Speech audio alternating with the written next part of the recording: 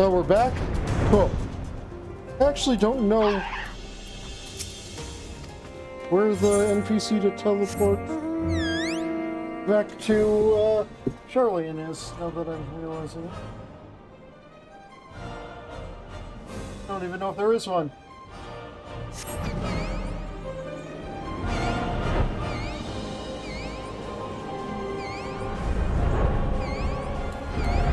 How am I doing on gemstones?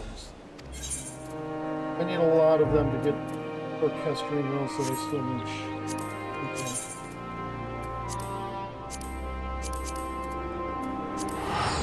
Fine, we'll just use an aetheroid ticket.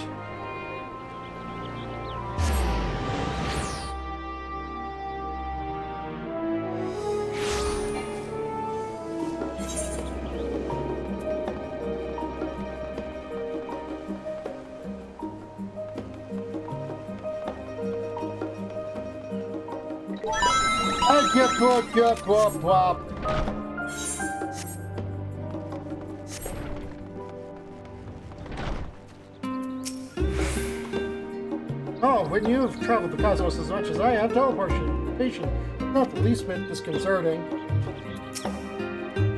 How severe is your aether sickness, Master Popo? I hope Delian wasn't too attached to his lunch. Oh God, save me!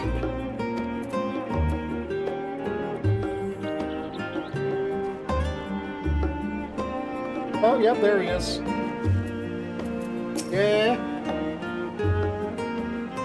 So, this is the city of learning. A sophisticated gentleman should feel right at home here. How are you all not into your stomachs?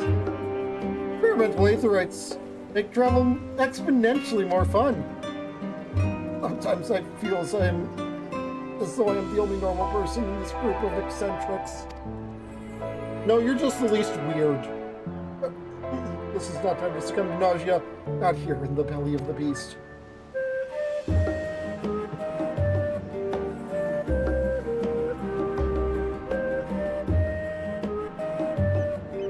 Rumor has it the Charlian secret agents travel the stars in search of specimens which they collect and bring home in service to a confident research project.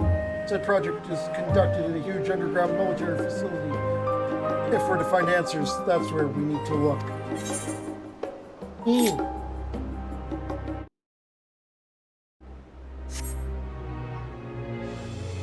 That sounds like Labyrinthos. I say, this Labyrinthos sounds promising.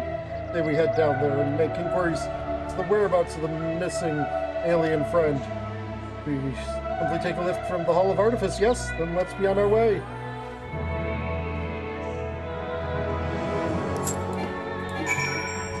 Tycho, stop trying to get on the mount in the flimpin, floopin, flibbity shoopin.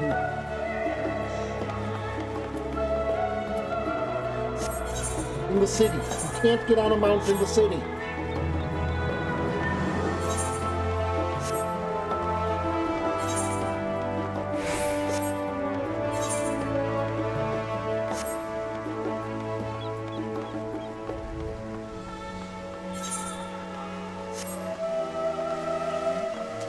You know, I knew someone was going to make the joke. There's also about a 50% chance it was going to be me. I'm glad you beat me to it.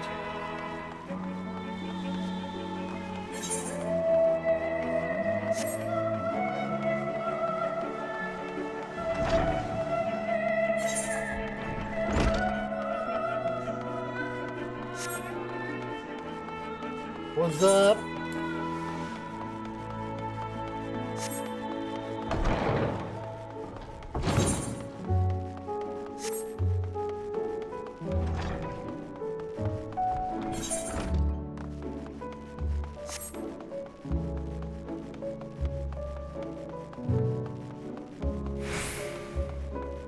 Your cue.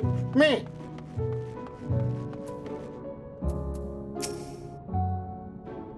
What beautiful architecture! Charlian is clearly one of your more advanced civilizations. These archives are said to be bursting with knowledge of countless peoples accumulated over centuries. I should very much like to peruse the shelves, as we have attended to our main mission.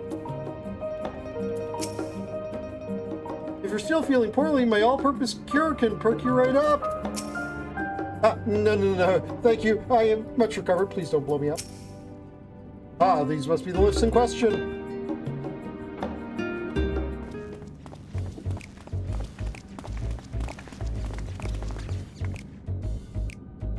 Do you wish to descend into Labyrinthos, sir? My apologies, but each of your companions must also secure the proper permission before we can allow them entrance. If it is assurance you need, then surely a single glance is all you require to judge us trustworthy.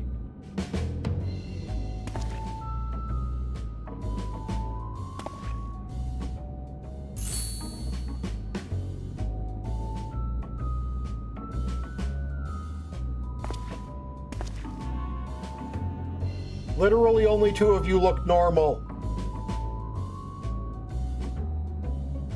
I can certainly make some judgments, but that is neither here nor there. The mission to Labyrinthos is subject to foreign policy. You're the ones who should be judged. I know you're hiding aliens and xenotechnology in that underground base of yours. Admit it. Xenotechnology? I sincerely have no idea what you're talking about. Aho! Yet again do our paths cross in most serendipitous fashion. Hi, Godbert. I knew it would be Godbert. Father, what business brings you to Charlian? I'm in search of a certain object, one crucial to the continued refinement of the Manderville weaponry. My investigations lead me to believe it is to be found here in Labyrinthos. And as you seem to have business down below, this is my son and his bosom companions. If I vouch for their character, will you kindly allow them to board the lift? Master Godbert Manderville, the Forum sent word of your impending arrival. As a member of the Syndicate, your ambassadorial status affords you an entourage of up to 5 members. Pray consider their permissions arranged. Oh yeah, 5. Good, perfect, because I already have permission. I know not your current mission, but for the time being, I suggest you accompany me to the Archerion.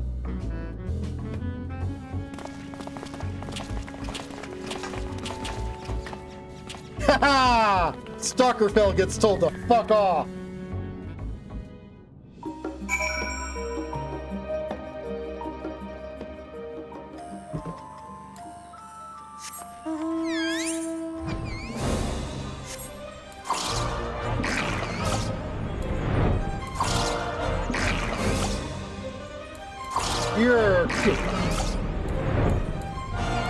And also praise the great serpent of Ronka.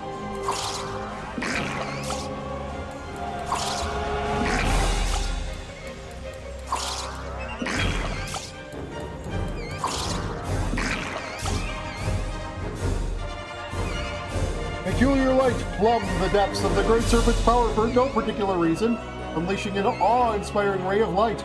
May or may not obliterate non-believers.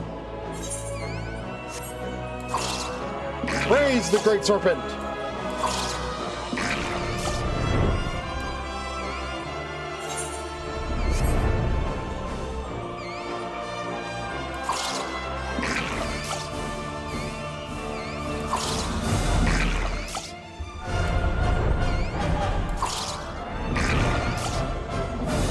Praise be to the screen!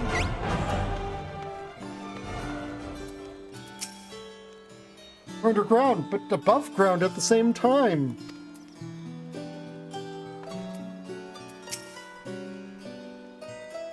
Underground archive. Such an extravagant recreation of an outdoor habitat? What innocent purpose could it possibly serve? Oh, but of course, they're performing simulations to hone their strategy for aiding the aliens in their invasion of the world above. What an incredible vault of accumulated curiosities. I'd very much like to return here once our mission is complete. Sleep! Go sleepy. Have good sleepy.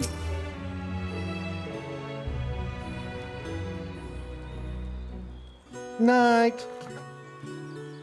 I have transformed the subterranean environment into one more suited to surface beings. I'm reminded of the orbital stations built by my own home star.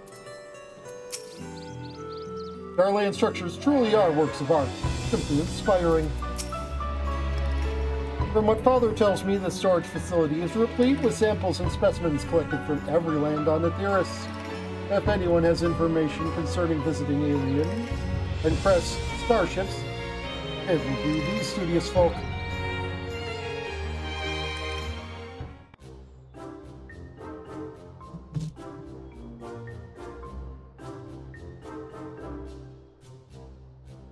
A shiny silver saucer? I'm sorry, but we have no record of any such object in our archives, either whole or in part. Oh, so you would have us believe, but the purpose of this complex, this military fortress, is plain. You cannot deny that you're conducting secret research on alien starships. We are not conducting secret research on alien starships. Yes, we did build a starfaring vessel in Thalmazine, but it was neither for military purposes nor of extraterrestrial origin. Disguising your foul lies with a sprinkling of truth, are we? Fine, I'll dig up the facts myself, and then everyone will hear what you're really up to.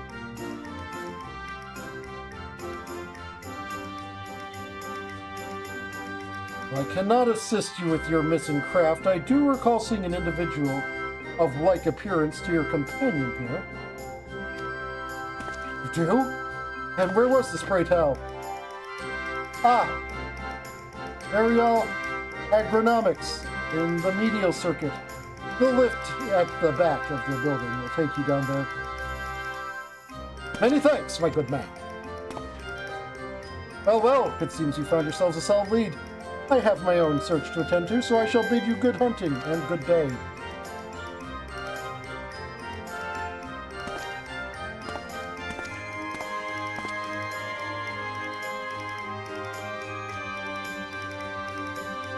Another round of in-depth inquiries by the Agent of Inquiry and friends is in order. To Muriel Agronomics. We go! Tap, tap, tap, tap, tap, tap, tap.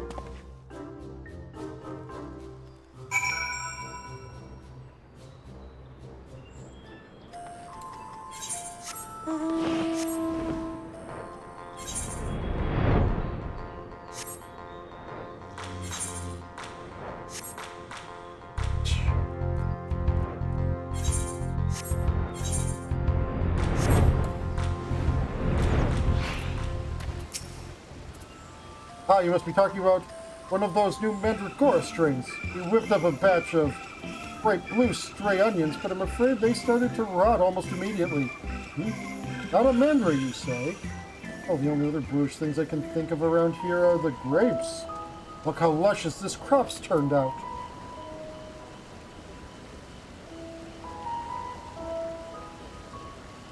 Would you believe that these grapes used to be even more polygonal? Because they were. What fine and juicy looking grapes. Come on, you were the perfect person to make a joke about them being polygons.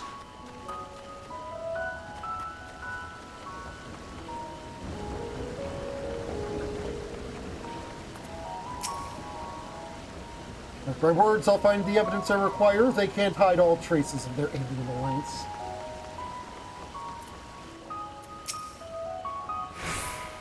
The description would lead me to believe you're looking for one of the Mandragora hereabouts. But if, as you say, it's something else you're after, then I'm not sure I can be of much help. I've only just started working here. But you may have more luck asking the older hands.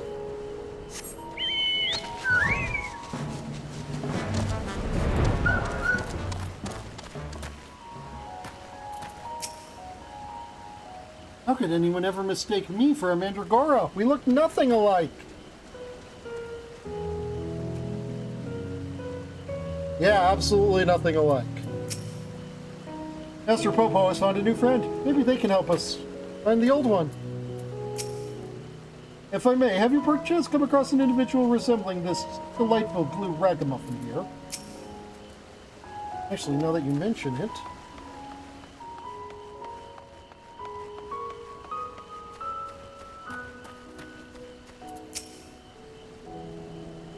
Yes, the little blue man. Saw him with my own two eyes, I did. And it was no Mandragora. A gleaner in the company of an outside visitor passed through a little while back. Nothing too unusual there, only this, friend you described was scuttling along with them. I know not what purpose brought them to the farm, but whatever it was, they didn't tarry here long.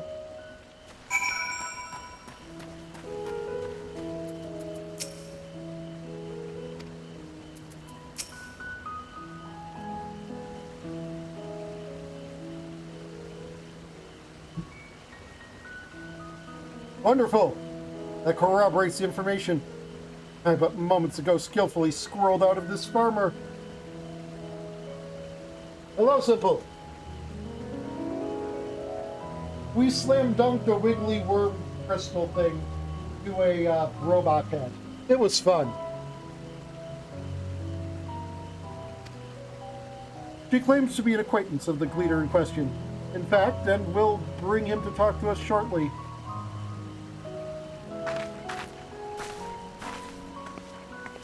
Round up the others. We should all be present to hear what revelations this professorial collector has to share.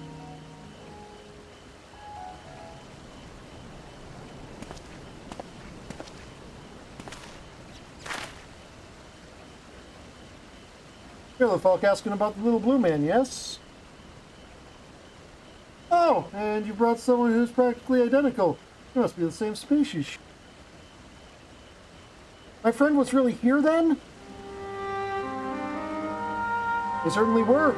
If you've a moment or three, I'll tell you the whole tale. To begin at the beginning, I was in Thavner on a procurement mission when I crossed paths with an apothecary and his unusual companion. As I mentioned, the companion was almost your twin in appearance, and the wagon they rode upon bore a damaged vessel, the likes of which I'd never seen before. Can it be? As a collector by trade, I have certain weakness for oddities. Thus did I hail the apothecary to inquire after his company and his cargo. I was only too happy to share his story. He had, it seemed, quite recklessly plunged into the war-torn lands of Garlemald to sell his wares, reasoning that where there was conflict, there would be a need for medicinal goods. The state of affairs was rather more volatile than he'd anticipated, however, and he was soon forced to abandon his venture. So the apothecary began his long trek home, only to shortly thereafter discover a strange silvery ship and its shaken pilot crash-landed in a snowfield. It cannot be a coincidence. No, obviously it's not. The story continues. After extricating the battered vessel and its occupant from the snow, he brought them home to Radzatan. His guests wished to make repairs to the craft, and even amongst the wonders of the bazaar, they struggled to find suitable parts. During this, I suggested they bring the wreckage itself to Labyrinthos, and after they agreed to the idea, I escorted them here myself. Alas, even the Thalmazine engineers who worked on the Ark were stymied by the exotic ship, finding its technology impossible to comprehend, let alone replicate. The little blue fellow eventually resorted to drafting schematics. While the engineers followed these step by step to craft the essential bits and bobs, the apothecary and his companion were waiting here at Marial. And then what happened? Well, once our industrious visitor had what they needed, they repaired the vessel in a twinkling. The pair then departed almost immediately, and I've seen neither hide nor hair of them since. I'm told the apothecary paid a handsome sum for the engineer's services, but being typical Charlians, I wager they would have happily forfeited the coin for a chance to pore over every square ilm of that ship.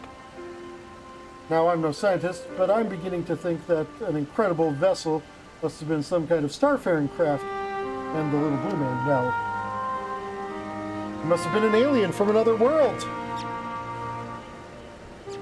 Or so I'd like to believe. I'm an avid reader of the Thavnarian truth, you see, and I love to entertain these idle flights of fancy. But I've rambled on too long. There are errands to attend to, and I must take my leave. Good fortune to you. So this trader was, I've already forgotten his name, the merchant prince guy. Can it be true? I have a readership in Charlian. Perhaps I've misjudged these people. Would seem your comrade is hale and healthy, Master Popo, and in the company of the Hannish alchemists of undisclosed description. Yes, this is wonderful news. I am grateful indeed that we made the journey. I have a feeling this case will soon draw to a close. Come, let us return to Rad's at hand and continue the search.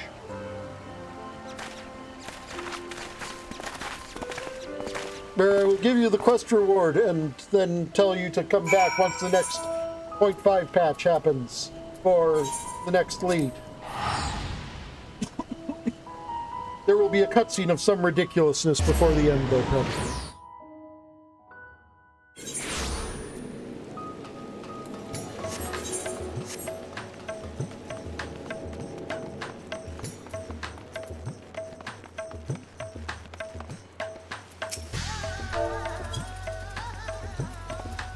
Fuck off, Sheets Foul.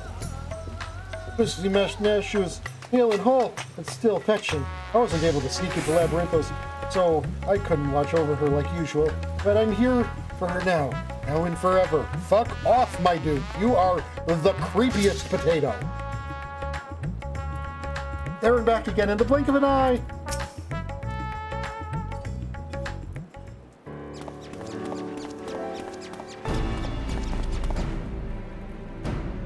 To summarize our findings, we know Master Poo-Poo's friend is safe in the company of a Hannish gentleman, and possibly here on this very isle.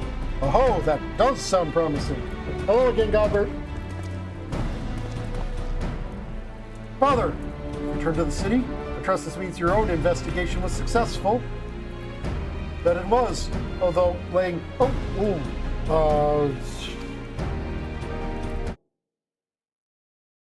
Much painstaking research reveals the existence of a hereditary Manderville relic. Within it summers the secret of weapon augmentation. It turned out our ancestral home upside down. I failed to unearth the artifact in question. The reason for its absence became clear when I chanced upon a journal of one of our forefathers. One of the village scholars' keen interest in the relic, and how he surrendered it into Charlian safekeeping for study.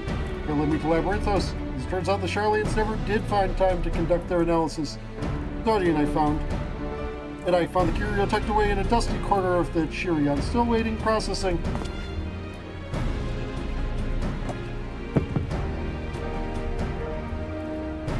And here it is, an oddity every bit as perplexing as Godbrand's cipher-bound manual. How we deliberate its hidden wisdom.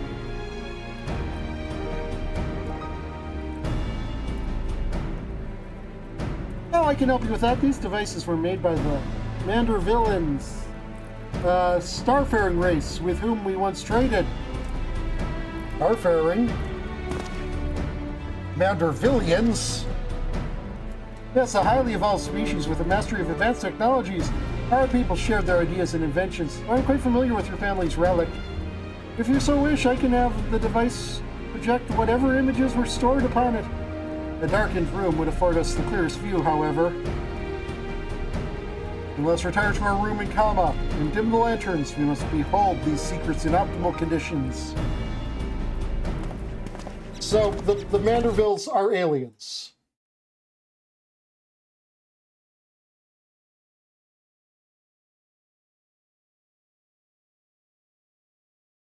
Okay, what did I set the timer for? Nothing is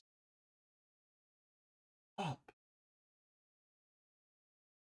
That had a number in front of it. That explains.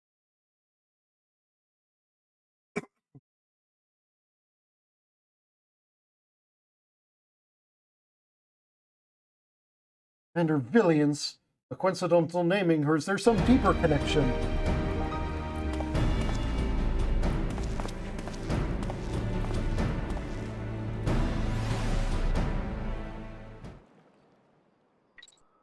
At Banan. Everyone comfortable? Let's see what the device has for us.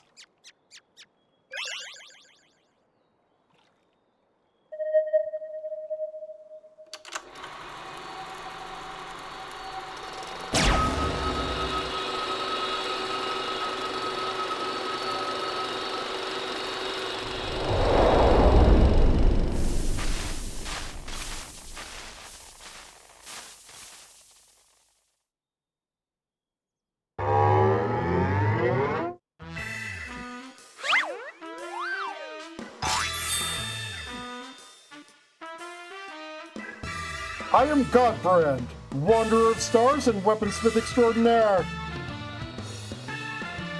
First Lord of House Manderville.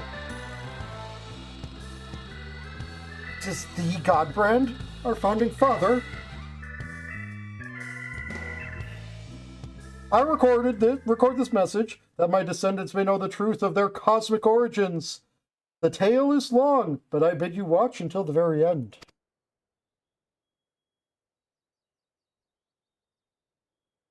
Heirs of mine, I am not a man born of the star, or even a man at all.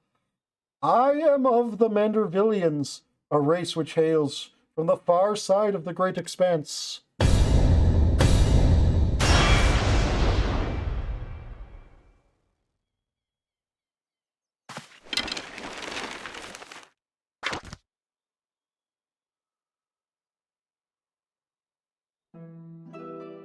Mandervillians are parasitic symbionts. We can only survive by bonding with other life forms. Those are inherently contradictory terms.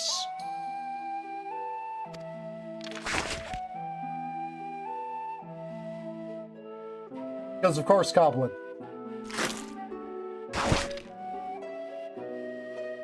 Once our essence has taken root, we supplant the host's mind and strength, its physical structures, imbuing our new form with steel-like resilience. I knew there was something alien about that impossible imperviousness.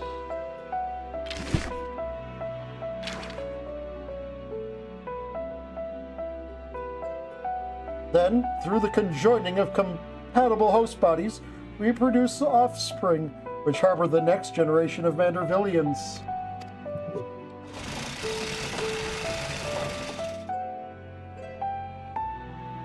Until tragically our flourishing civilization was brought to an abrupt end. Every planet upon which we Mandervillians resided was visited by an inexplicable calamity. Our societies were brought to ruin by life forms suddenly twisted into horrific nightmares.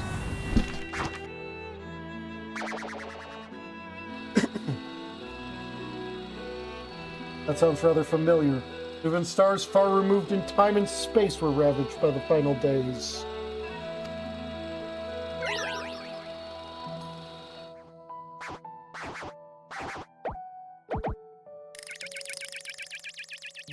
Desperate to avoid the same fate, a comrade and I boarded a ship and fled upwards into the starry night.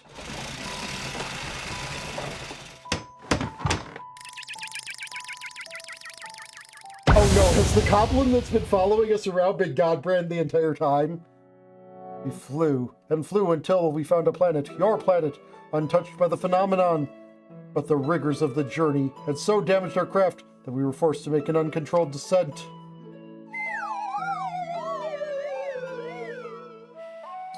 I alone crawled from the wreckage, badly injured and near death, but even as I resigned myself to perishing on this unfamiliar world, I found a man who had come looking for the falling star.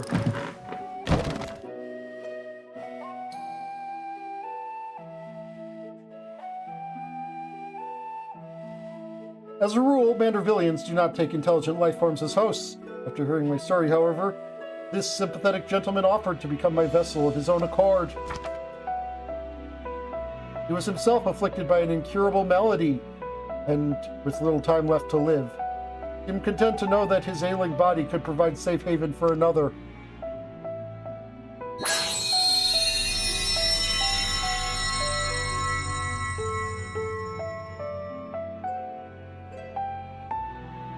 With his blessing, I set about transferring my essence. The man's form was revitalized and purged of its fatal frailty, yet the mind which dwelled within was now my own. I went on to build a new home for myself here, making use of my people's technology to ply the blacksmith's trade. I wed a local lass, and together we had a child. Although not pure Mandervillian, our offspring exhibits the same enhanced physiology. A boon I suspect shall be passed down for generations through the bloodline of House Manderville.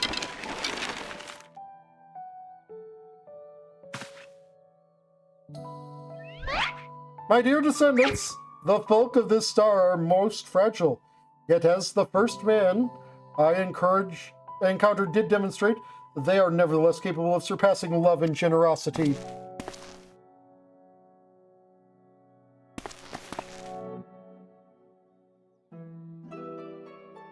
As the last of the Mandervillians, I have but one request to make of you. Pray employ our superlative attributes and my armory of Manderville armaments for the benefit of these wonderful people whom I hold in the highest regard.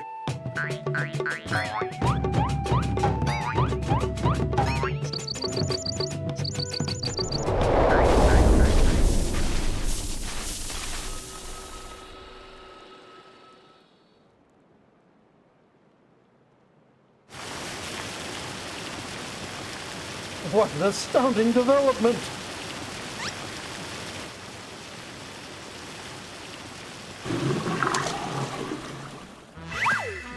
I, Hildibrand Healer, Maximilian Manderville, shall heed the passionate plea of my illustrious forebearer.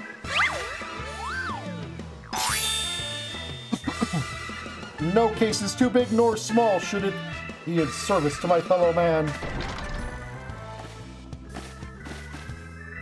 He learns he's descended from an extraterrestrial being, and it's still business as usual.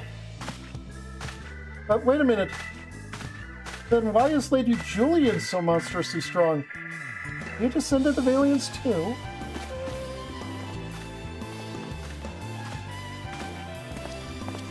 Well, this is most unexpected. Never did it cross my mind that our esteemed ancestor might hail from beyond the heavens. Dear God, they've actually brought Hildibrand stuff to making a semblance of sense. But I do wonder if that self-same blood still runs thick in our veins. The family tree I glanced over some years ago suggests that... but it's unimportant.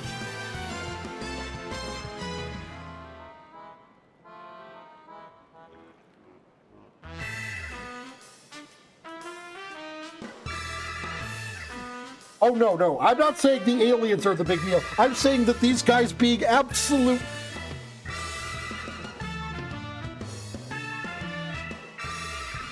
It came to a point, Generto, I need you to understand, that Hildibrand has been impaled in the ground head first so many times that 2 expansions ago, when we were looking for him...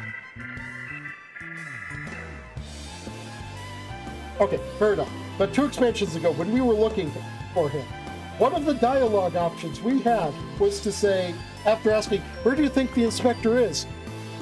Half buried in the ground, like as not. Look for legs. He is launched into the heavens and lands headfirst into the ground so many times that he may as well be invincible. My present purpose remains unchanged. I will bring our Manderville weaponry to the peak of perfection, for God Brand, and for the good of our star.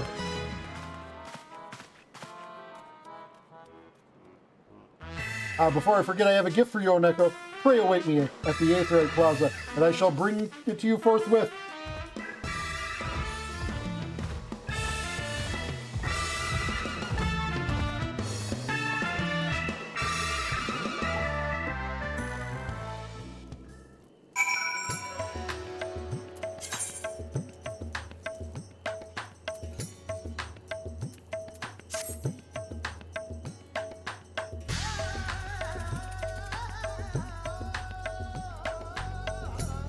I'm not being edgy.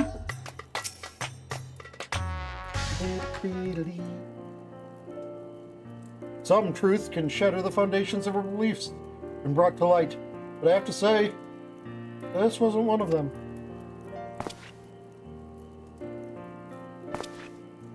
The more staggering discovery that I have... Oh, I guess I'm a little bit edgy. The more staggering discovery was that I have devoted readers in Charlian. Those who peruse my publication are allies against the ever-expanding webs of lies and deception, without exception. I have misjudged the Charlian people. They are not collaborators, or the architects of conspiracy. They are but seekers of knowledge, unafraid to plumb the depths of the unknown. Yeah, well, I mean, they are collaborators with aliens, but only moon aliens. That Master Popo, though, that one still has ulterior motives. I bet my life on this. On it. Stand ready, for we will have need of your strength when he shows his true colors. Yeah, he might turn purple. I hope you've not been waiting long. This is the gift I mentioned. Master Poo-Poo's earnest quest inspired me to indulge in a spot of clockwork craftsmanship between weaponsmithing sessions. I thought it only fitting that you'd be the one to care for this diminutive simulacrum. Consider it a memento of your adventures together.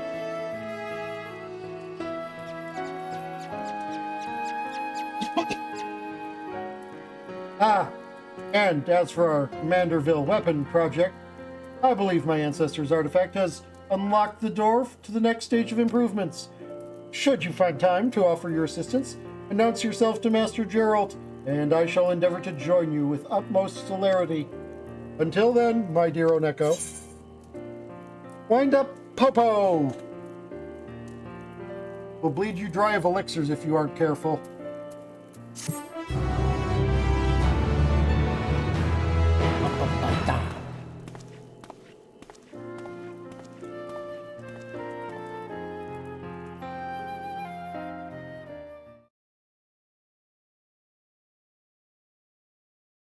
Meanwhile, elsewhere in Thavnair.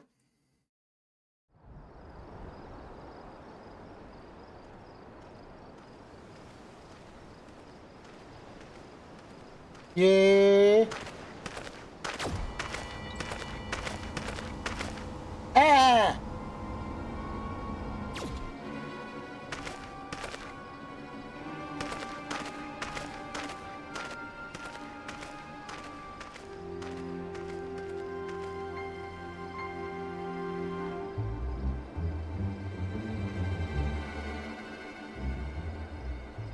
Lord Van Hooty, I come with ill tidings. Professor Lugay sent an ambush for his nemesis, but was once more defeated. His current whereabouts are unclear. Yeah, I knew Van Hooty was the guy who, with the alien. Blithering dolt.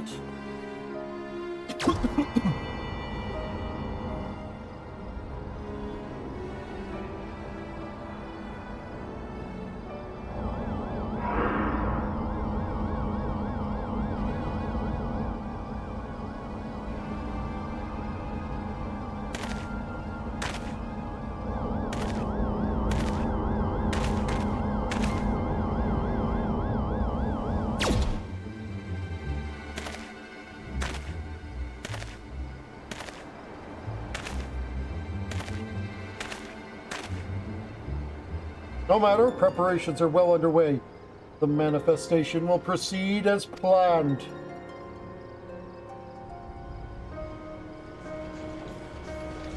My own clones, now none of us will be virgins.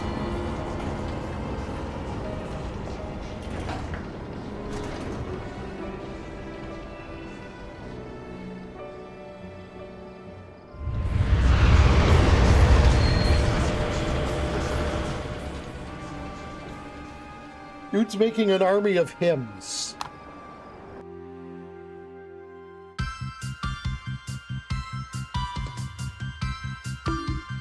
Ow.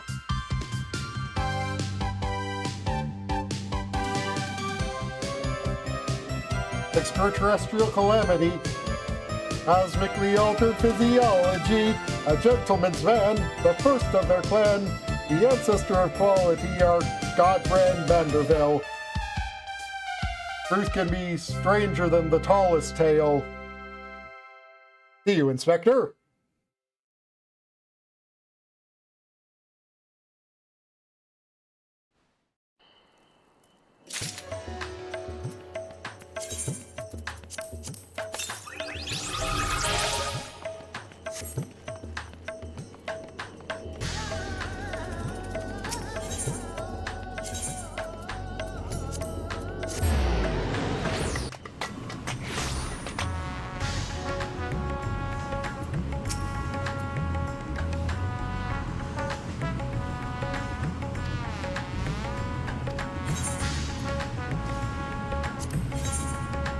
Girl seems even less enthused to see you than usual.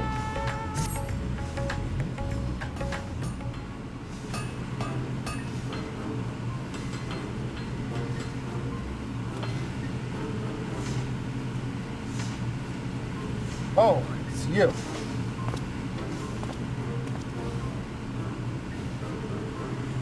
I suppose that bespectacled fop did mention he made some kind of breakthrough and needed to round up the usual suspects.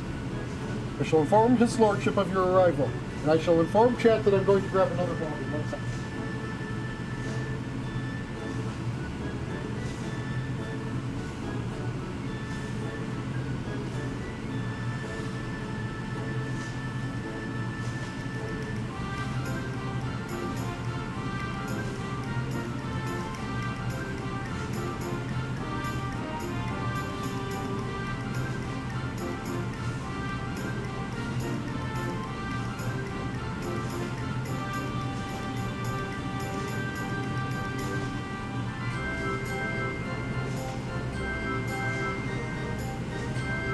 Okay, I'm back.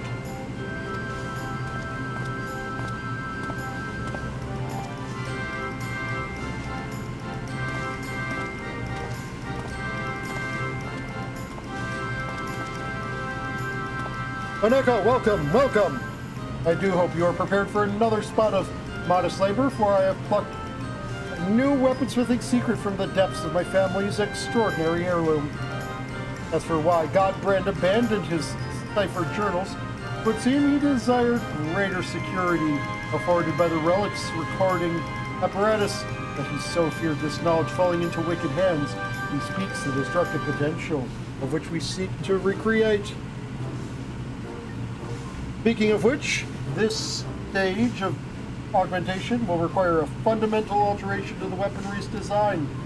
Godbrand understood that individual wielders have different needs and preferences, and thus conceived of a method to modify each armament's base qualities. Essential to the process is a new type of oil known as Mexalamanderville. By subtly adjusting the precise ratio of ingredients for this coating, we can influence the paths of ethereal conductivity as we see fit. More bloody oil. Oil's chief ingredient, once again, derived from a meteorite, specifically on achondrite, with amplifying properties. So many out-of-this-world materials, which is unsurprising now that we know of the alien origin of Godbrand's weaponsmithing techniques. Alien origins, you say? No wonder I weren't familiar with them. As has become customary, I shall prepare the bulk of the necessary resources while you procure our supply of achondrite. Aye, and lovely bloody custom that is. Man of your own means, I reckon you could buy a mountain of them space rocks as well. And I would gladly do so, except the merchant in question will accept not less than a specific type of tombstone trade. As much as it pains me to impose upon Oneko further, he is best equipped to handle the onerous task.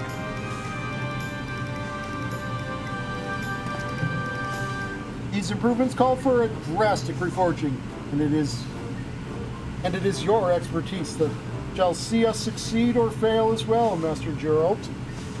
Fine, I'll shut me gob and do as I'm told. Correct me if I'm wrong, but I'm getting the distinct impression you've lost interest in this project. A bloody think? Look, I took this job to pay off my drinking debts. Now that I've managed that, got no desire to keep working for it. Underdressed, overprimped, pretentious arse. I see, admittedly, even from the beginning, your distaste for me was rather poorly concealed. And I fear such festering antagonism will adversely affect our smithing endeavors.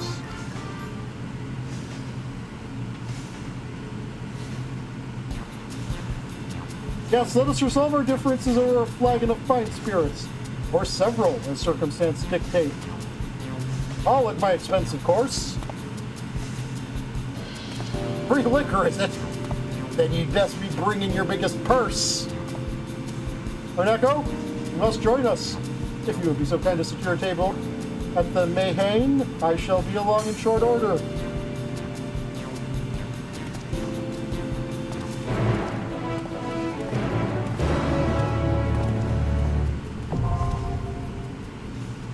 The hammering continues.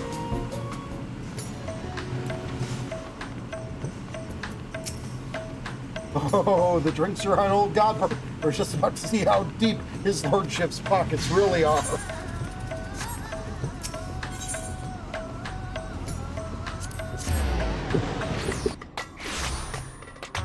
Look, if you're about to get into a drinking contest with Godbert, I want to see how this turns out.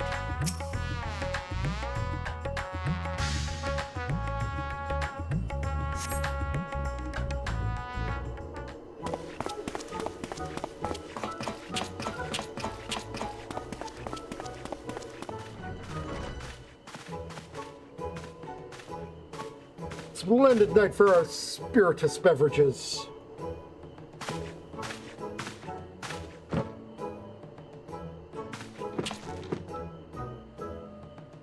You're sure about this then, are you? You have a mighty thirst, and it'll not be slaked by the cheap stuff. What of you, an Echo? Will you be following Mr. Gerald's fine example? No liquor for me, thanks.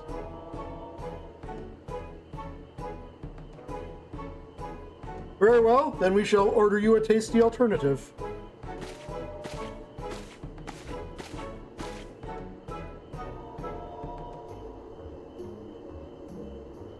I would much rather have a tasty beverage than a beverage that makes me drunk.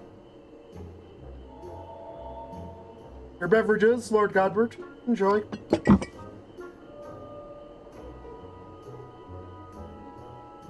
To your health, my friends.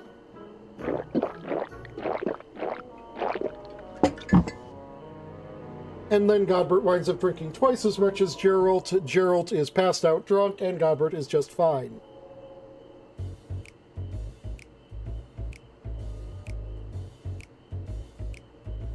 Right, no point beating around the bush. I've hated your guts for a good long while now. Ah. So even my insides offended you? Why might that be?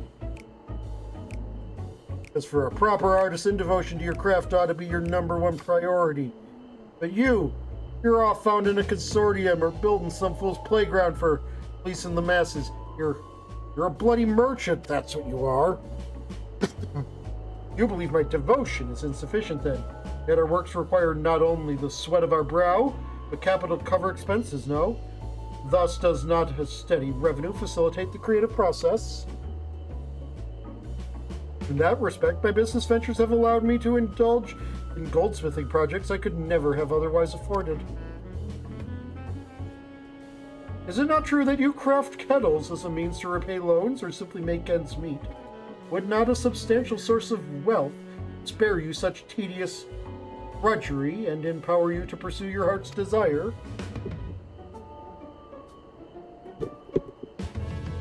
Booze! We're gonna need more booze over here.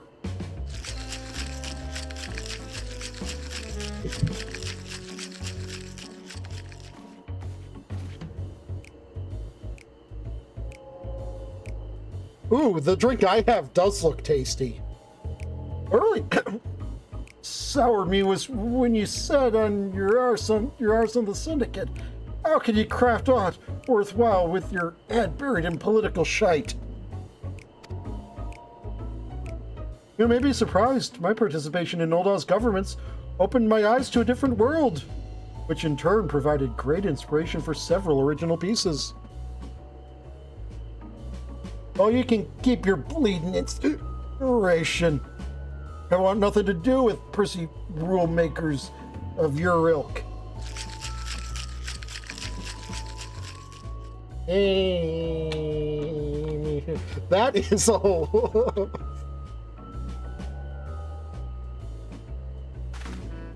Godbert has. Wait, no, Godbert has drunk more than Gerald right now. Gerald's on cup number 7. Godbert has finished cup number 7. You and your bloody reasonable arguments. Rich sods ain't got a clue what it's like for poor buggers like me. What do you got against wearing clothes any road? Okay, we got a black cherry one, chat.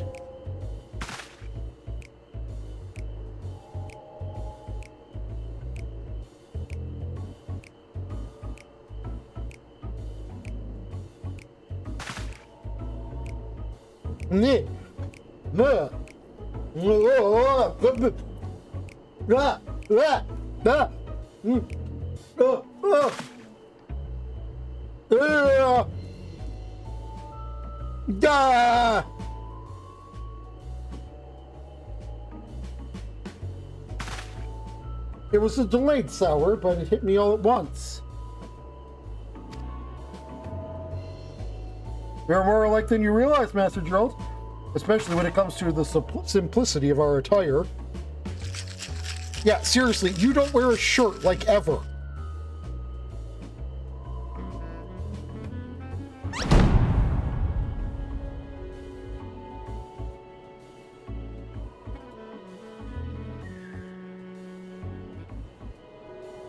Godbert has drunk 10. Gerald is on 8. So clear now, you're the master craftsman. And I'm a sodden failure. A failure!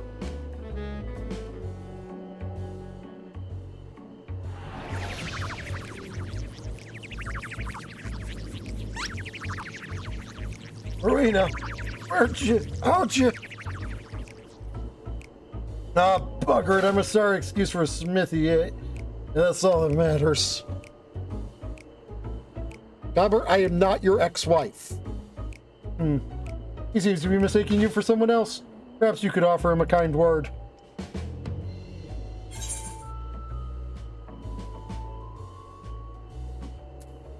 Gerald, your craftsmanship is flawless.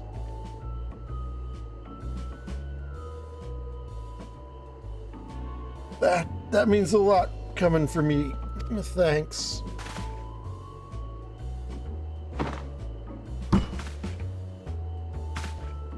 Right, I'm done weeping into me cups.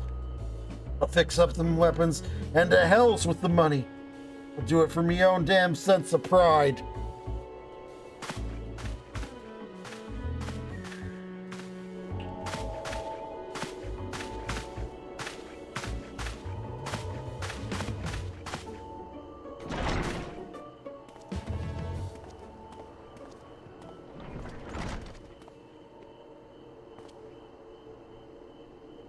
But see, Master Gerald has overcome his aversion to our partnership. Splendid. Although I never would have guessed carrot juice could be so intoxicating.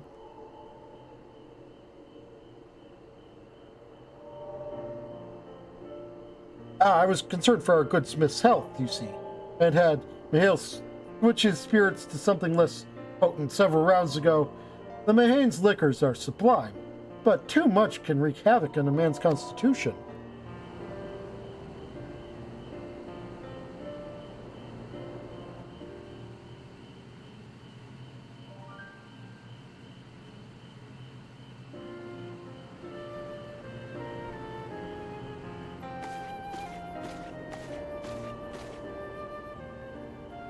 There was a time when I, too, devoted every waking moment to my craft. But alas, running a mercantile empire comes with its own responsibilities. Monetary woes notwithstanding, I do envy Master Geralt, his purity of purpose.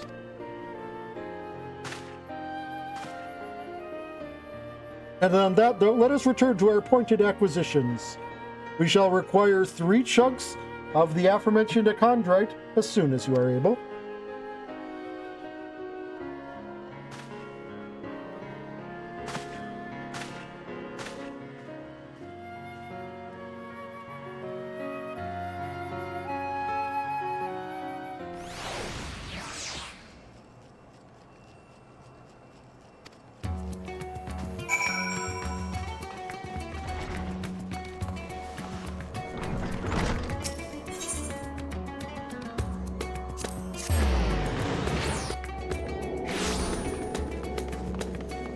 So, jabrona? How much is the achondrite? Why, it is exactly the same price as the other ones. The Sanctum meteorite contains deposits of a rare form of pyrozine. When subjected to an advanced extraction process, the achondrite produces a mineral oil which can be used to manipulate the pathways of ethereal conductivity. That is a surprisingly normal item description for a Manderville item.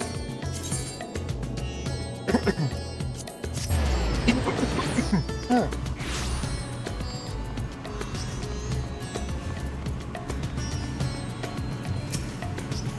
Ah, the heat of the furnace has me all sobered up. Let's have those special rocks then.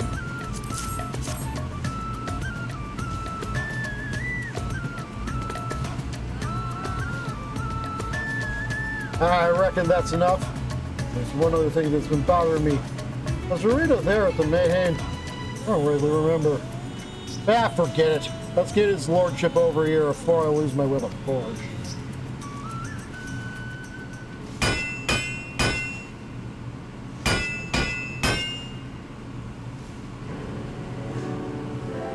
Now for the finishing touch, the Maxalamanderville oil.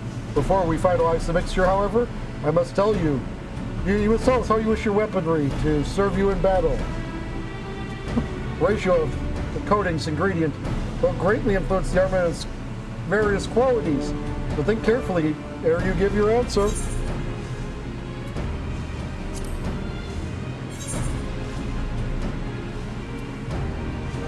Critical hit.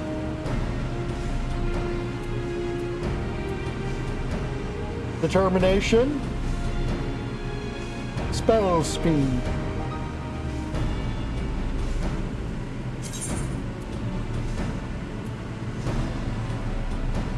You know, we actually now have official icons for these stats.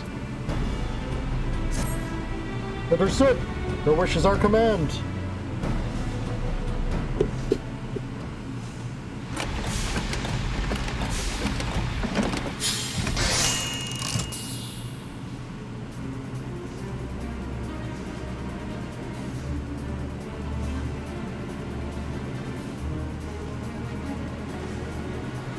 Tis done. You're on the results of undying devotion to craft and excellence. I didn't finish reading what it was called. Had you not so bravely confessed your grievances that evening, I dare say this degree of collaborative work would have remained unattainable. Ah, well, my memories are much fuzzy on the score, but I'll take me victories where I can get them. As always, Oneko, should you wish to enhance other Manderville weapons in your possession, you need only say the word. My diligent retainer is at your service. Ahem. Lord Gobbert, though it shames me to admit, the expertise necessary to manufacture the Maxalamanderville oil is beyond my limited alchemical knowledge. Oh, look at me. If I could mix magic potions, I'd have grown my hair back long ago. I am aware it would prove insurmountable feat for you as well, which is why I've employed a master alchemist.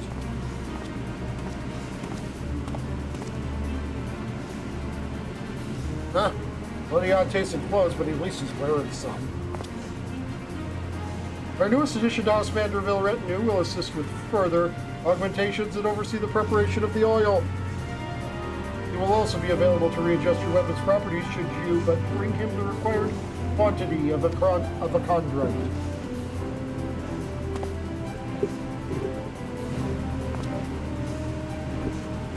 This has been a monumental step forward, my friends.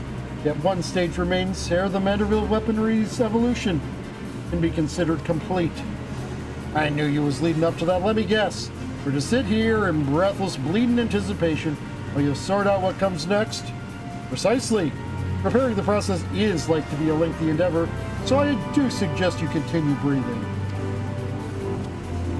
The final step is upon us, Oneko. Pray indulge this ambition of mine one last time.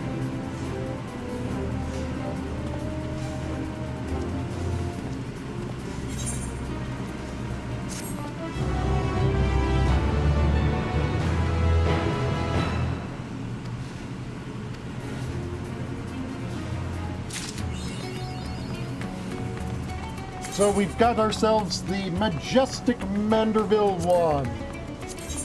Let's see how it looks like dyed.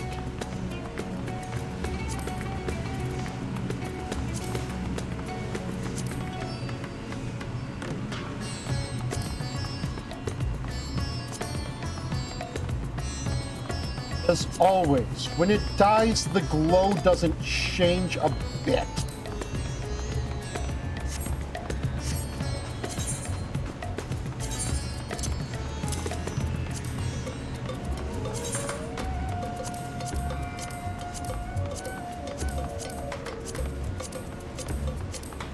Where's my curve? There it is.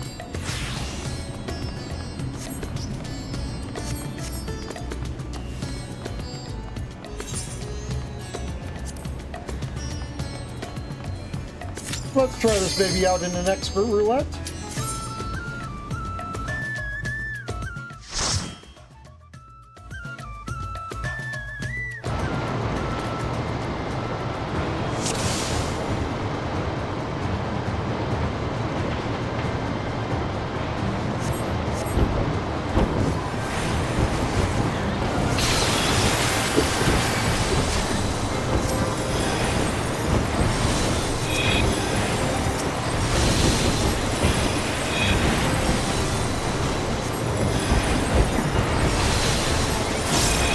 Nothing like some good holy spam to speed up a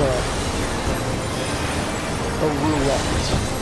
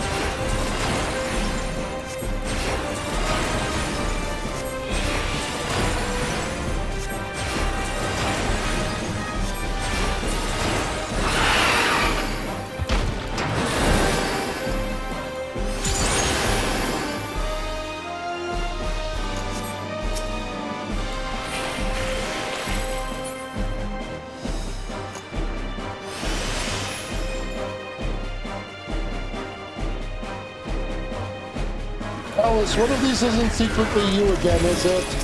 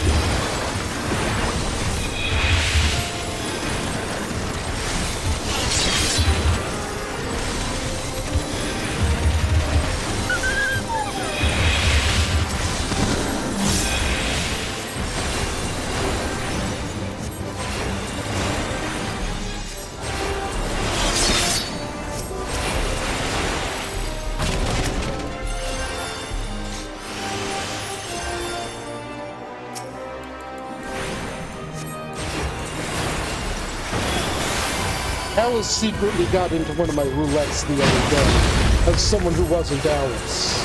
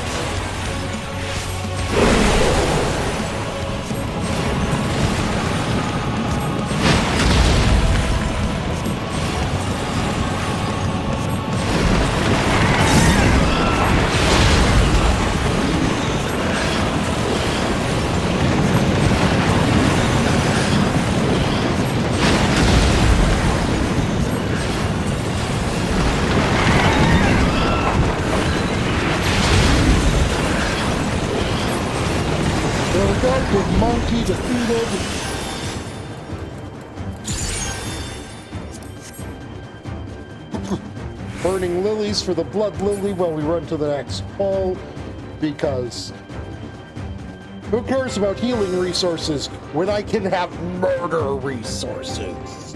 Blood for the blood lily!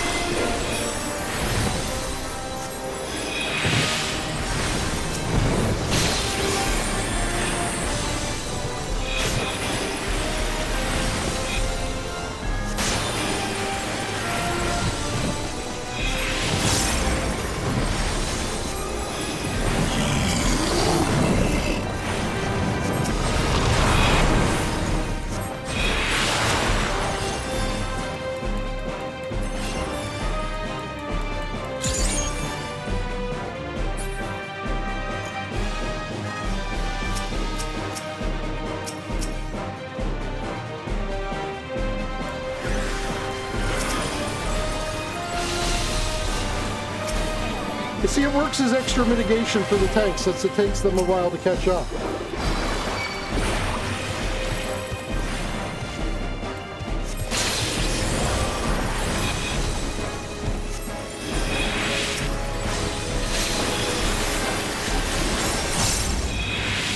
You get the boop, you get the boop, all of you get the boops, by Thiago that is.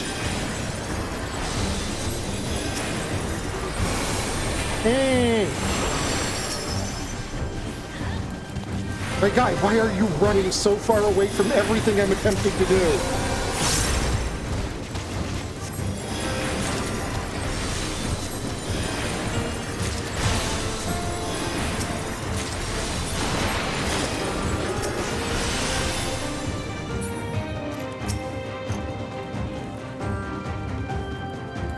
Because Dork Knight. That's apparently.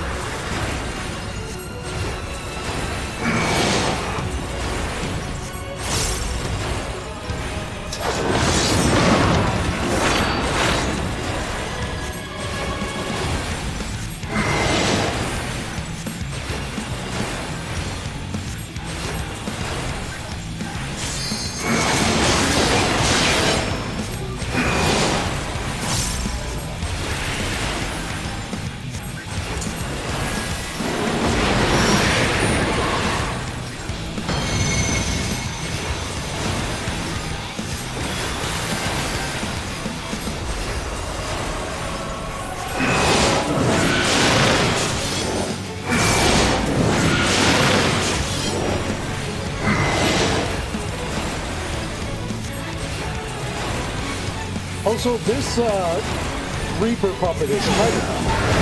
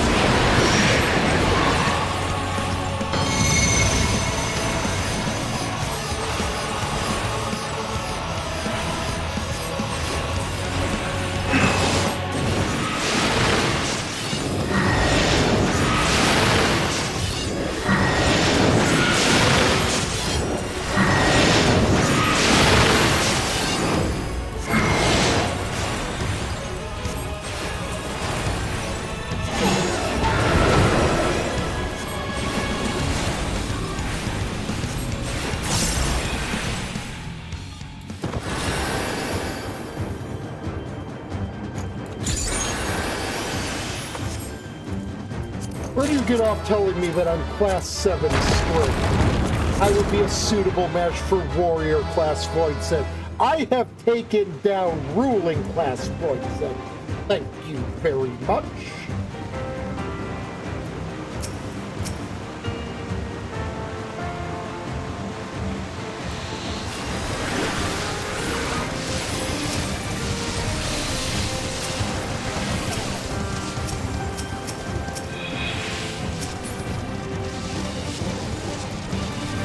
YT Ranky.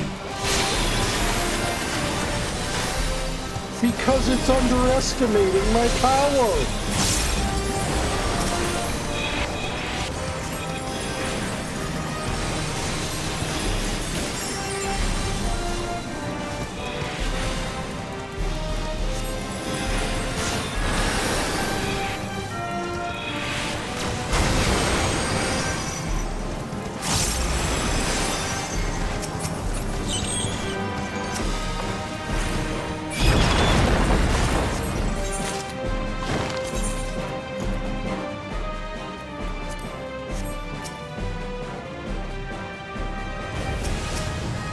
Exactly.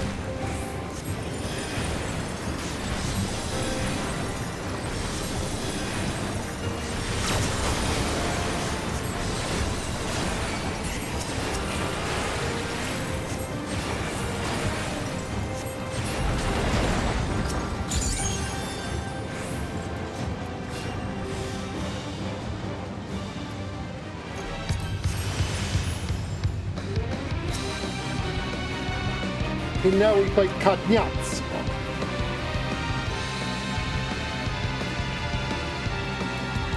I've been waiting so long! Don't disappoint!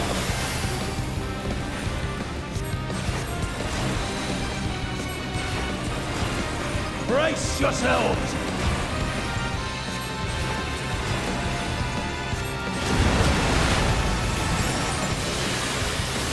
I bring my all to bear!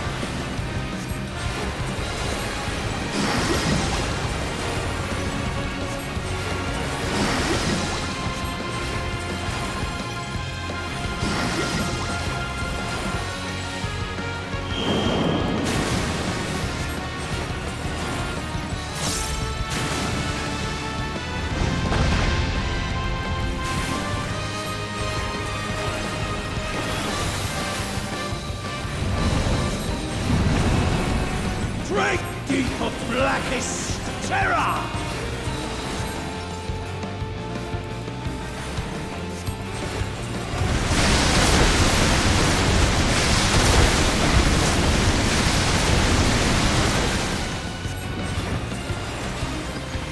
I am so glad I have good spatial reasoning. You really must try harder!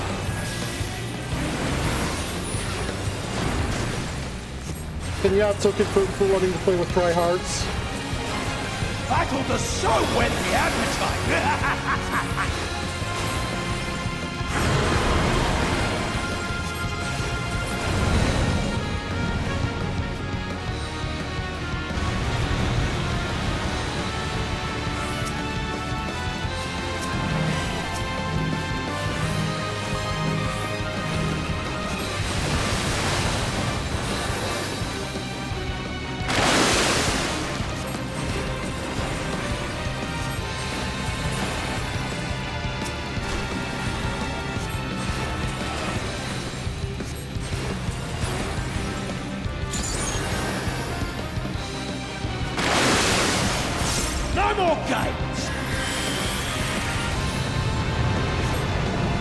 Heard that one before.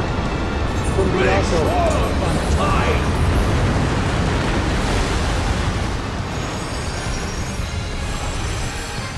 What? That's not right!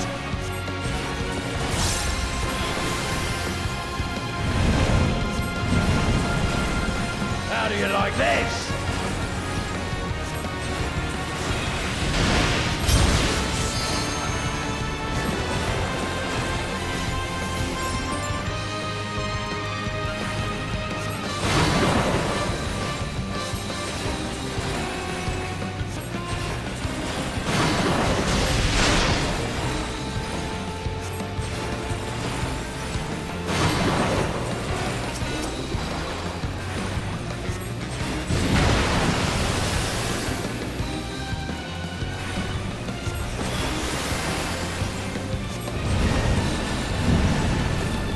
Good, good.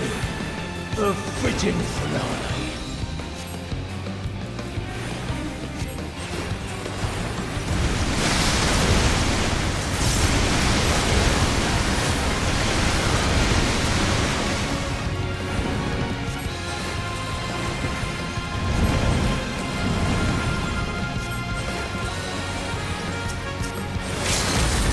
Why redneck are you stepped in to still full alive?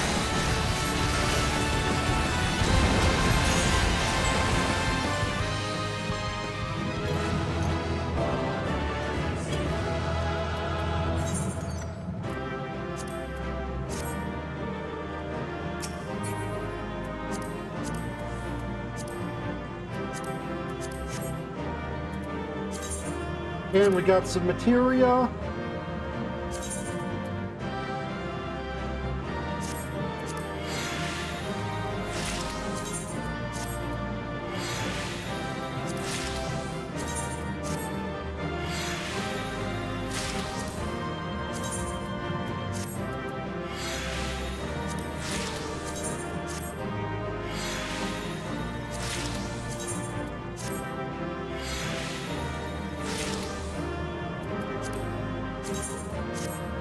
No, sometimes they ask, how are you still alive? In fact, I would say they ask, how are you still alive more often than they ask why we're still alive.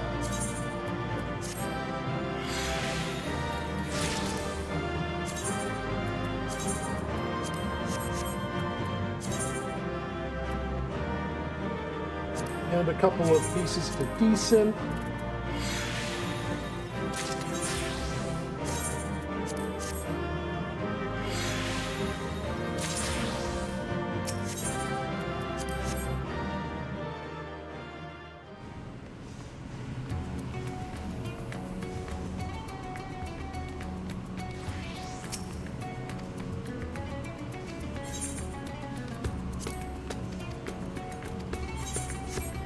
Oh, you've got the kind of exclamation mark that just doesn't go away.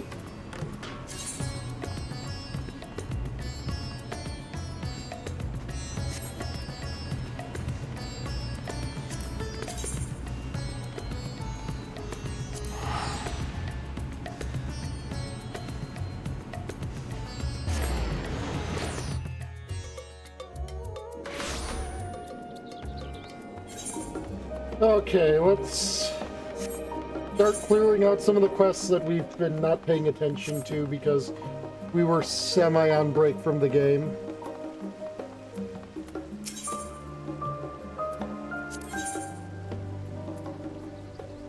The Jin has an urgent request to make of you.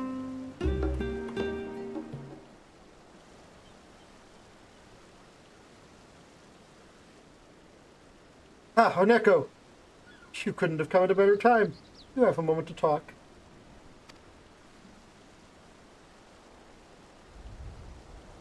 My thanks. See, a foreign merchant approached the boutique with a proposal not long ago. Boop attack. Boop boop boop boop boop boop boop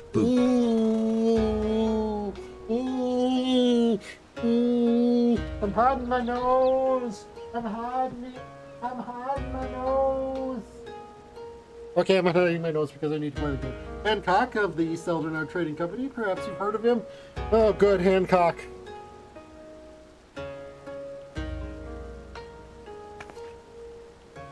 Ah, Ah, so you have a history. No wonder Miss Tataru declared him unscrupulous and deserving of infinite caution. Fine. I'm going for the belly then. Tickles the belly. I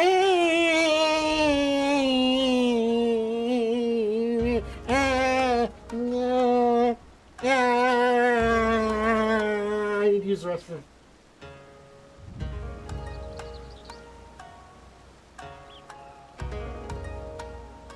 Tickles Tia wings.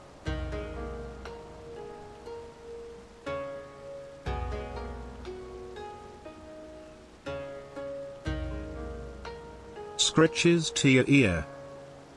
Gosh, what a whiny little shit he is. XD.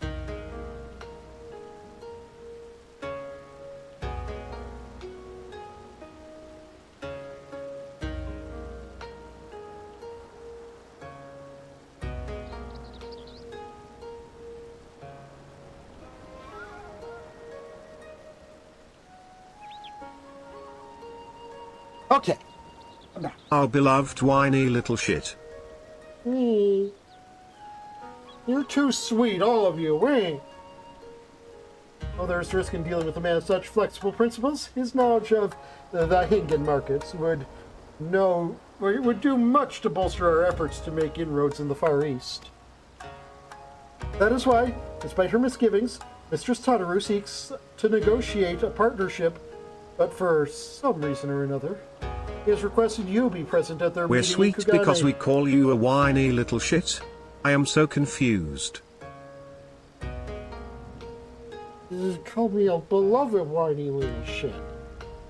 I realize business negotiations are not your forte, but we would be most grateful if you'd indulge his request. Of course, there's also the matter of our secret mission. Look, I heard a theory, and I have a difficult time refuting it.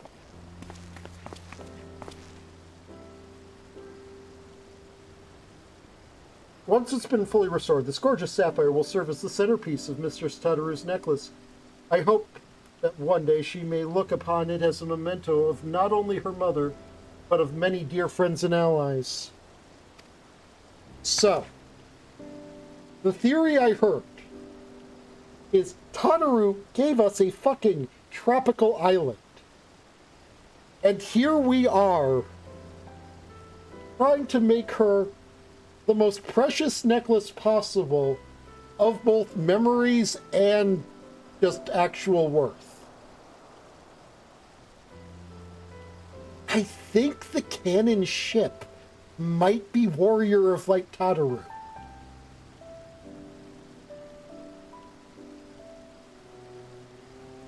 I don't want that to be the case, but I'm finding no evidence to point otherwise. Perhaps during your visit to Kugane, fortune shall favor us with the discovery of an additional treasure to grace her keepsake. In that case, I believe that covers everything. Mrs. Tataru shall meet you at the Ruby Bazaar in Kugane. I wish you a safe journey. Potato of lightly burned.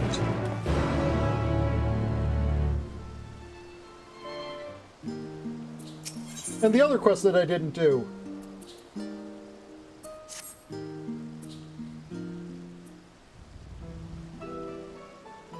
Oneko, I've been meaning to speak with you. Mrs. Tataru mentioned the most astonishing thing to me earlier. Is it true that you aided in the liberation of Werlet?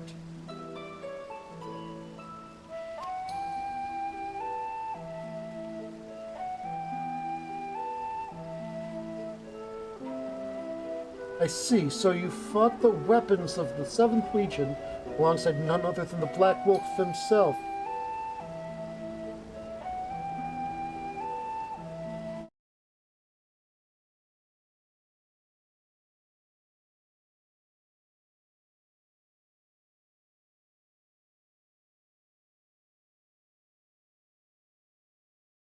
Let's see if I can find a good one.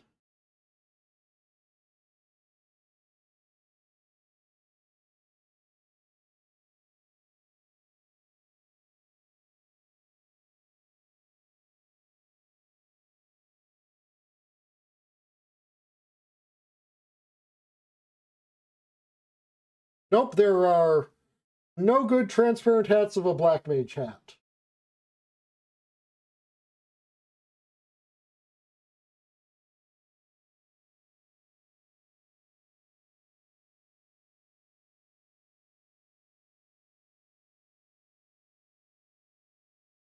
But I do have the hat of a dark mage.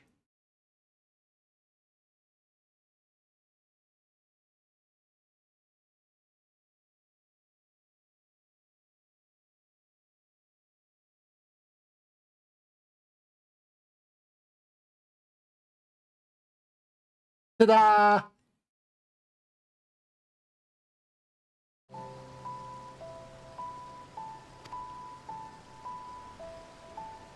Well then, that makes you the perfect candidate for our next job. You see, we're planning to send our latest sample of military equipment to Worlet's interim government. Since Gaius Balesar oversees such matters, who better than his brother-in-arms to pitch our wares?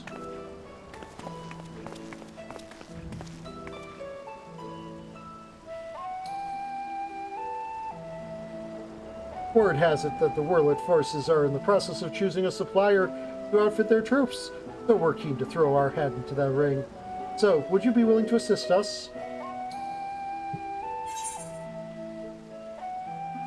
I'd be happy to. Dark magician girl Tiago, not to dress you up like her.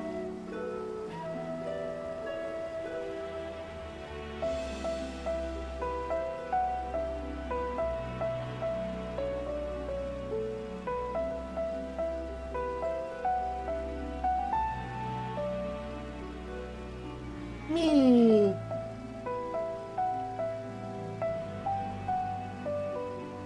Wonderful. I can't thank you enough. If my sources are correct, you should be able to find Gaius in Turncliffe. Should you chance upon any potential adornments for Mistress Stutterer's necklace, please do bring them back with you.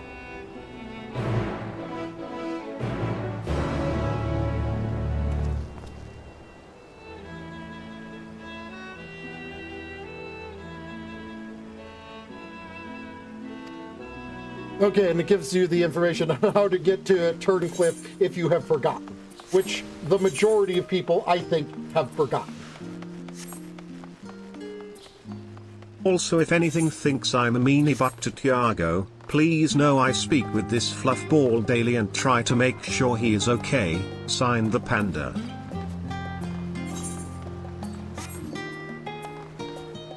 Yeah, you know, even when I'm being bullied, it's love bullying, not the actual bullying kind of bullying.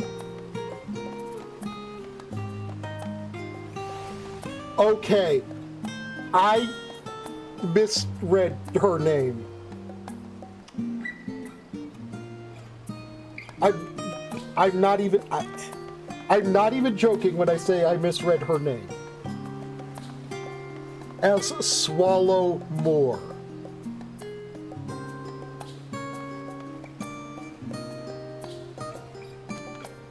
This is not a bit.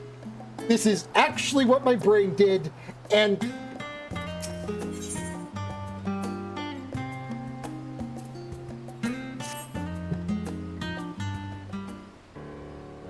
Levantus, look, there's a panda. Timing is impeccable, Oneko. How do you manage to do that? Tiago. You're the dark magician girl, not the dark horny girl.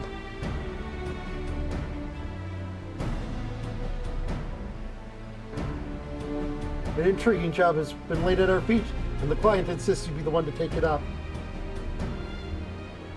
That client? Are none other than the East Elvenau Trading Company. The Is there missive difference? was dispatched from the Kugane branch. Rather than Lord Lolorito's office, but it nevertheless carries the piquant scent of moneyed interests. Care to give it a read? I assume this is Mount Roken. Rokeback Mountain. Dear Oneko, in the self-same spirit of friendship which has defined our every interaction to date, it is my pleasure to extend to you a humble invitation. It is because of your endearing efforts to save this star that we may benefit from this rarest of opportunities. For it was in service your noble quest to build the good ship Ragnarok that I was able to forge a faithful bond between myself and another of Hingashi's elites. This lord has seen fit to grant me, and a guest of my choosing, leave to go where few have tread, beyond the bounds of Kugane to the sacred slopes of Mount Rokan itself. I cannot overstate the significance of this gesture, nor the allure of sights, hereforth unseen by Western eyes, nor is it an exaggeration to say no one is more deserving of this boon than your magnanimous self. I eagerly await our reunion at the gates of the Bakairo Inn. Your faithful servant, Hancock Obnoxious Dark Summon Fitzgerald? Curse of Celtic Magician Skull Guardian of Black Chaos Dragon. His last name is Fitzgerald?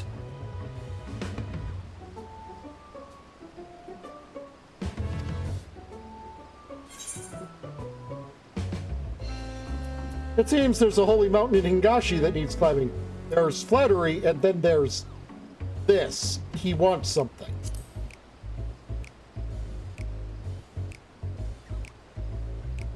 Laid it on a bit thick, did he? I expect no less of a consummate merchant, not too proud to debase himself when sufficient profit's at stake. Still, there may be a crumb of sincerity beneath the slathering of honeyed words, and if not, you still stand to benefit from playing along. You'll be heading to Kakane then, I take it? Perfect. I'll send word that you're on your way. Fair fortune and safe travels. You'd best come back with plenty of stories to tell, you hear?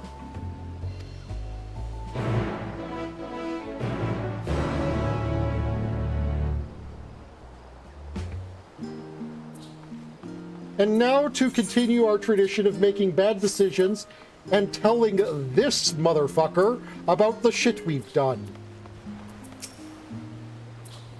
Greetings, my friend. If you have a tale to share, this minstrel is all ears.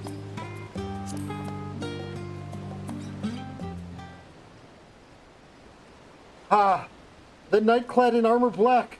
Pray tell me of your encounter with him beyond the veil, and spare no detail.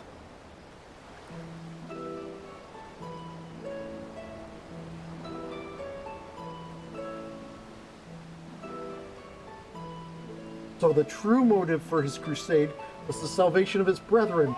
Thus did he pervert as Daya's yearning to return home into a force capable of breaking down the barrier between worlds. For one that speaks of deliverance, concocting a plot that would condemn the souls of another world, the death rings decidedly unheroic. Nonetheless, I feel inspired with a new verse. Pray, lend me your ears.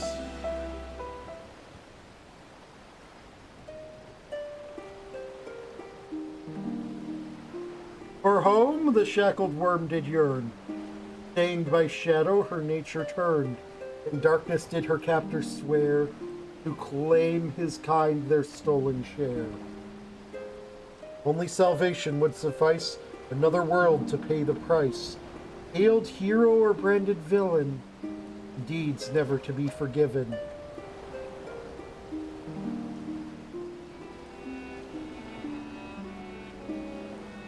What could have driven him to such ends, to sacrifice the very souls he hoped to save, give rise to an entity born of sorrow, of such sorrow as Zeromus?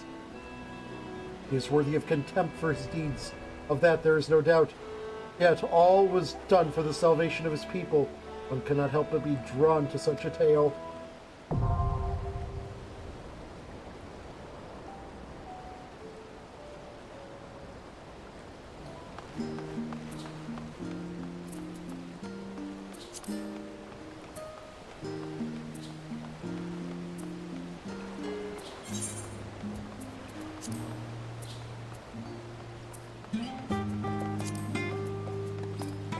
Wait, did I never unlock, Andy Savage?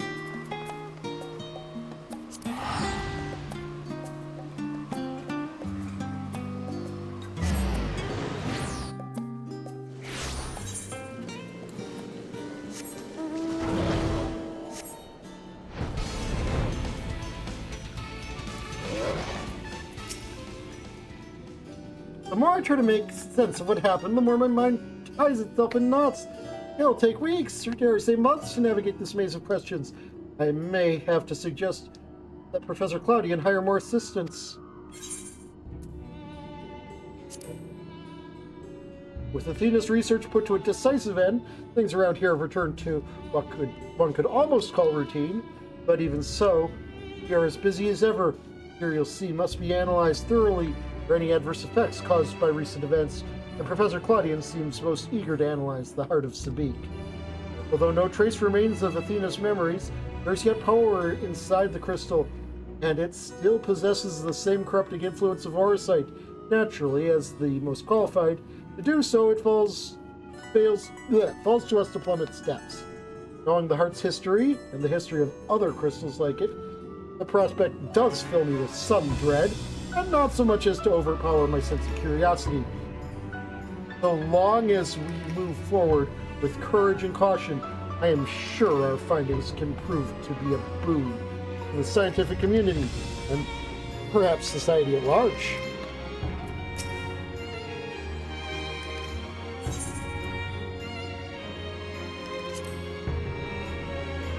Oh wait, I clicked on the wrong one at the...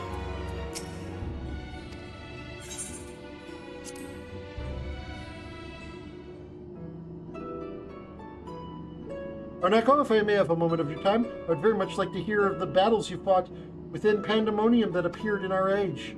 While I was fortunate enough to witness most of the events with my own eyes, I was not there to write a blow-by-blow account. Your testimony would be a welcome and flavorful addition to my report records.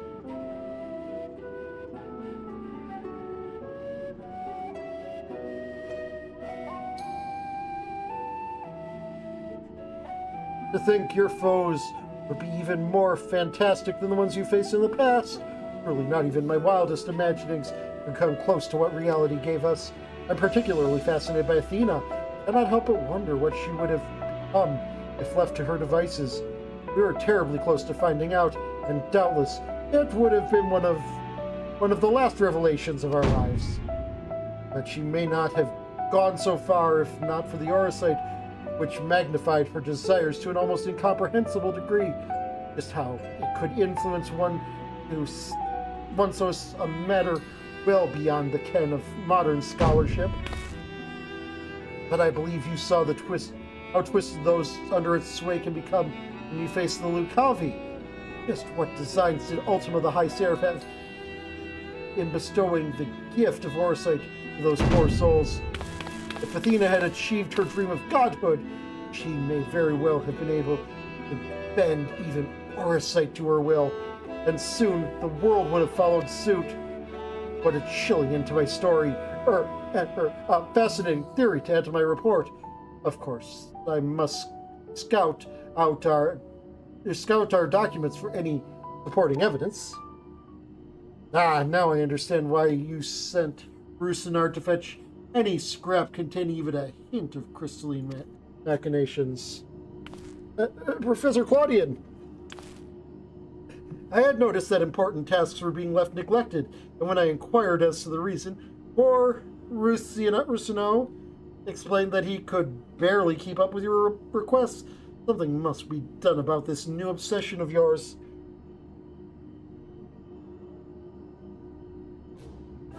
You must pursue it until you find the answers you seek. I believe you are on your way to a discovery that shall make you the envy of your peers, myself included. We often find breakthroughs only after shattering the rules of conventional research. I shall tend to Rusino's tasks, but you must promise me that your report will be a thing of wonder. Of course, Professor, you have my word. I shall give every scenario a fair shake. Where evidence is lacking, imagination shall fill in the gaps. I shall blend the lines between fantasy and science so skillfully you will doubt they were ever there at all. That sounds like the exact opposite of science. But expect no less from one of my assistants. Before you put pen to parchment, I would be honored if you shared some of your idle musings with me. I will, Professor, I will. you have any interest in Echo, and I know you do, stop by any time, and I will share with you my most recent theories.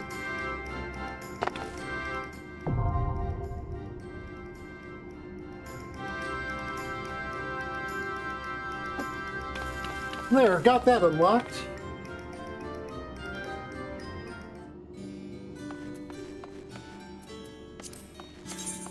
Now, I have a stop to make because I try to make it a point of reading these on occasion.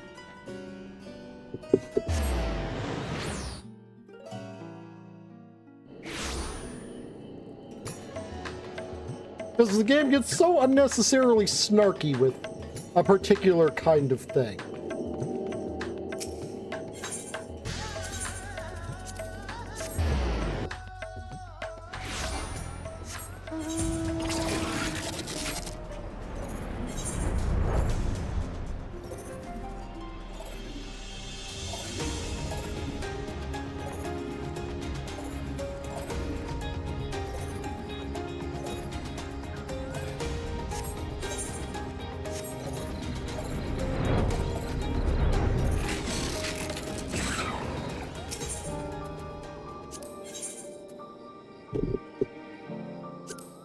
He who willingly relives fearsome battle with dark usurper, made more perilous through the unfettered musings of rambling bard, is either great warrior or great fool.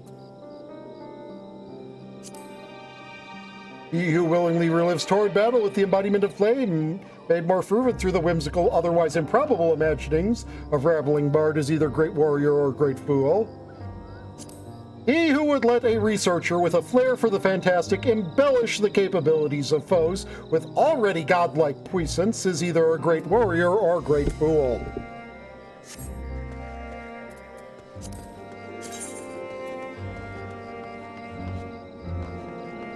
Those are the DPS checks for various endgame contents.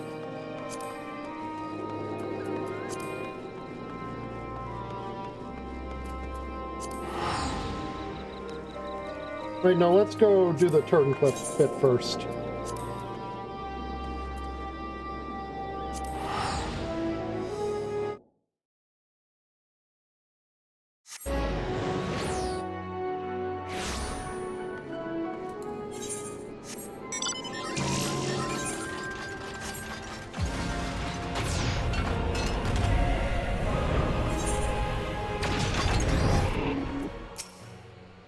Heading to Turncliffe.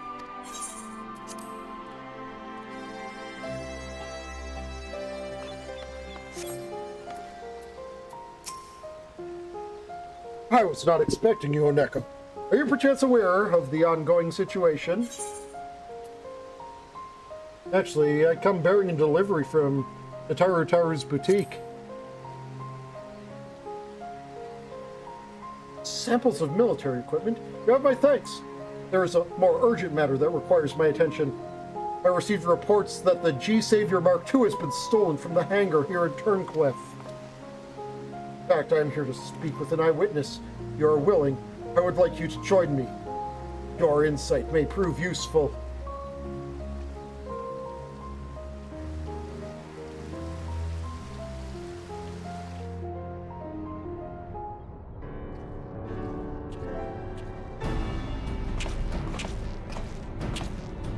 I can't help but notice the G-Savior seems to be right. Oh wait, no, the Mark II. Thank you for coming at such short notice, with Oneko no less. Aye, as luck would have it, he decided to pay us a visit. Another business. Owing to your present crisis, however, I had him accompany me here. Tell us, is it true the Mark II was stolen? I'm afraid so. While I was performing maintenance on the Mark I, caught sight of the man approaching the Mark II, looking very suspicious. Okay, let's track down Nero. A culprit, in other words.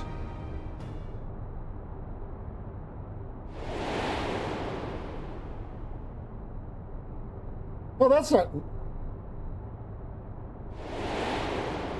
Is that fucking Valence?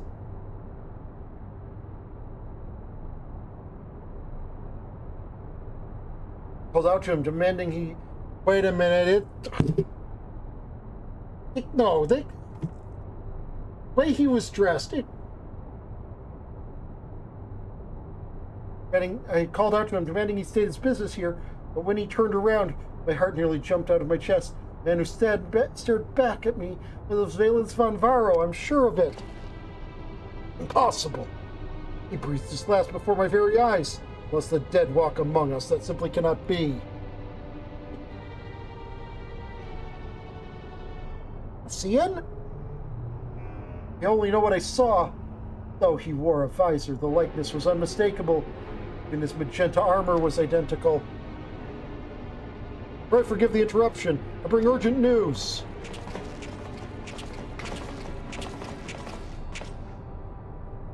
These former captives of the 7th Legion insisted they speak with you. Please forgive us. Our father, he...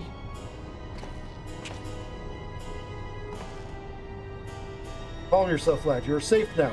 I promise. Now tell us what happened.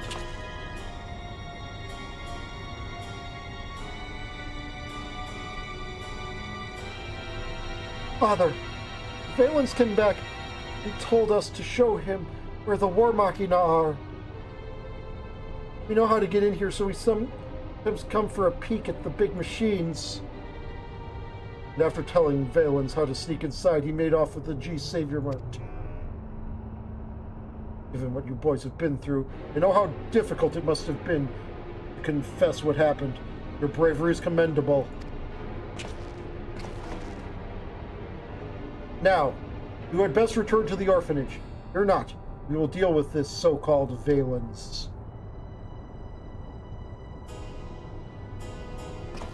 It is... Either this guy is an absolute fucking cockroach, or it's an Asian. Or a third option that I haven't considered. I highly doubt he has returned from the dead. If that War Machina has fallen into the wrong hands, the consequences could be catastrophic. We must give chase, and swiftly. Will you lend us your aid? No, we never actually did fight Valens. Maybe they'll have us do that. And my gratitude. We'll set out to reclaim the G Savior Mark II as soon as you are ready. Pray inform the Ironworks staff when you have seen to your preparations.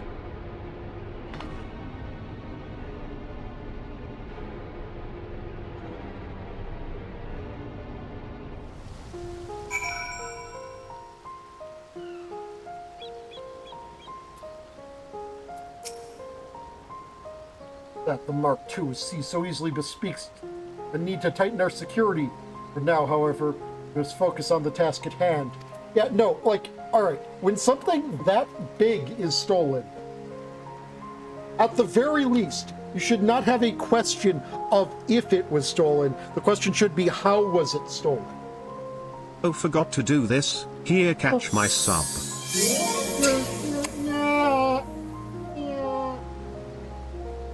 Thank you for the sub-a-lubba-dub-dub. Even now, I cannot believe my own eyes. Valens alive. The very thought of it makes my blood run cold. Ready to return to Garabania? No.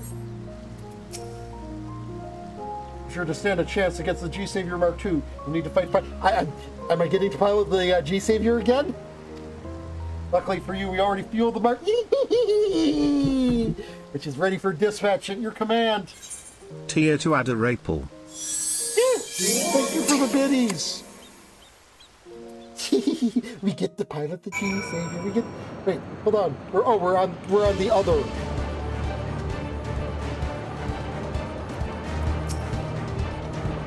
G Savior's Mark I automated piloting systems currently have us cruising towards Garlemald. The perpetrator truly is Valens. I am all but certain he is making another attempt to seize the Imperial throne. After all, that is precisely what he hoped to achieve with the diamond weapon after the death of Emperor Varus. He did not succeed then, nor will he succeed now. I want you to pilot the G-Warrior to make sure of it. While I'm entirely capable of taking the helm myself, I must concede that your skill outshines my own. Instead, I will provide support from the rear cockpit inside the containment apparatus. Valens may have a head start, but I am confident We will overtake him once we have the engines at maximum output. And the rest is up to you, Oneko. Upon entering the cockpit, several cutscenes will play in sequence. As for popcorn warning, I'm fine with the popcorn warning if I get the pilot the G-Warrior again. I like the G-Warrior. It's the... It's a Gundam!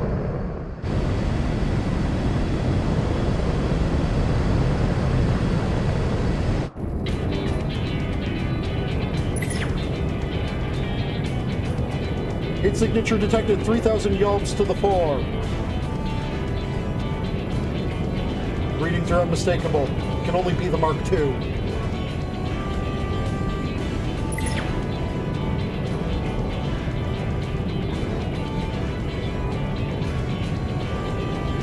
He took the red one. He took the red one. Let's have our own char battle.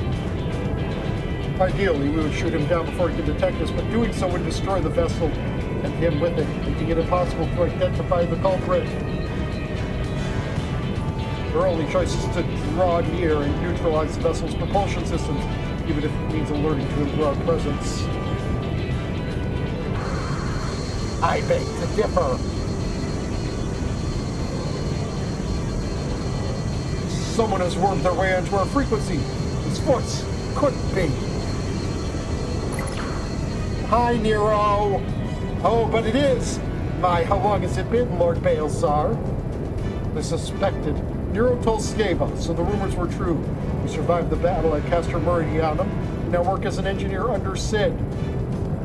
You pushed the Sid button. You shouldn't have did that. Under him? Clearly you are misinformed. I am merely using my unequal talents to save the poor fool from his own ineptitude, and now I am here to do the same for you.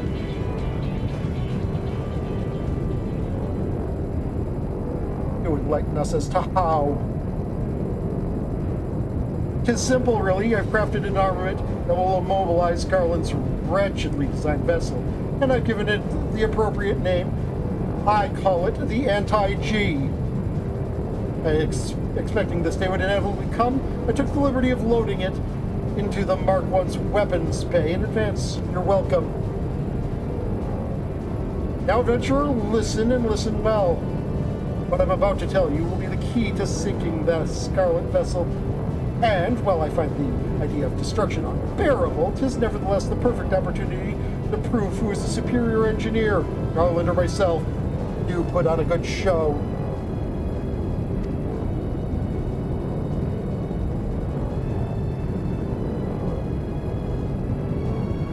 No, he's this guy. Nero is a good guy now. He's just very tsundere about it. In the following sequence, you will pilot the G-Warrior. Time your inputs with the on-screen prompts. When a blue prompt appears, left, time your input as the diamonds overlap. The yellow prompt appears right. Make several rapid inputs until the prompt disappears. The controls are as follow. Left or right click. Any standard unmodified key. We're fucking DDRing a Gundam.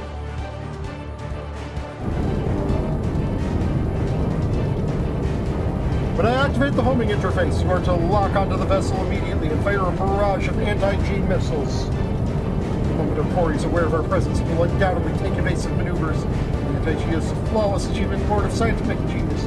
But that's no matter if it misses the target. Understood? He does look a lot like Wesker. I will admit.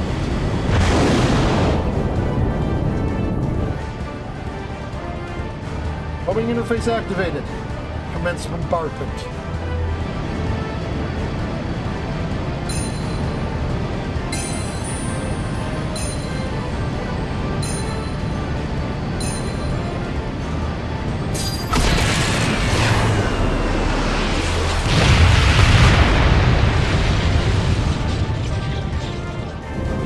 I dare say you're a natural.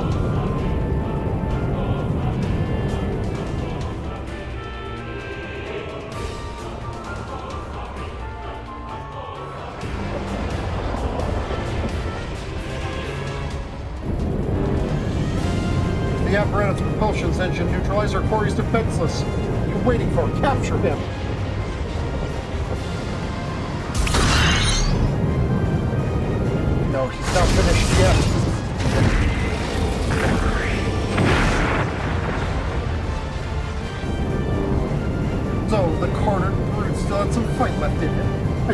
show him the folly of his perseverance.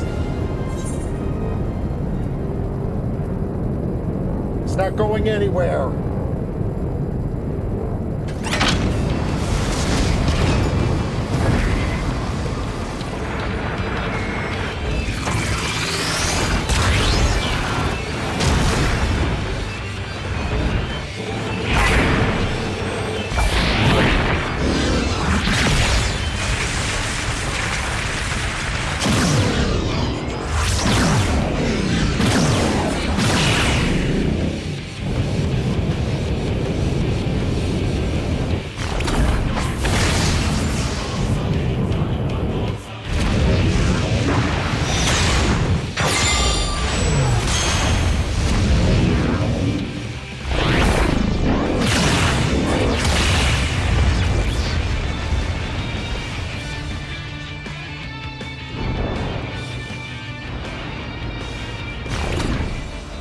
Not done yet. He's just hiding in the clouds. Excellent work. Quickly, we must go after him.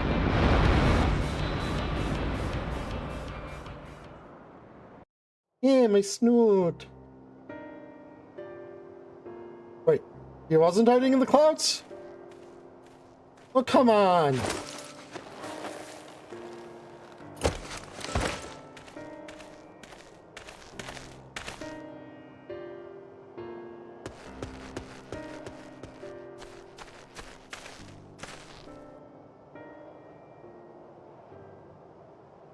What cruel irony that the vessel should crash here of all places.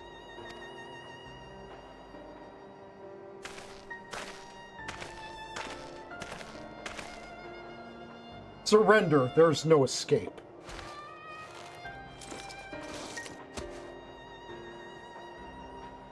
It's you, Gaius.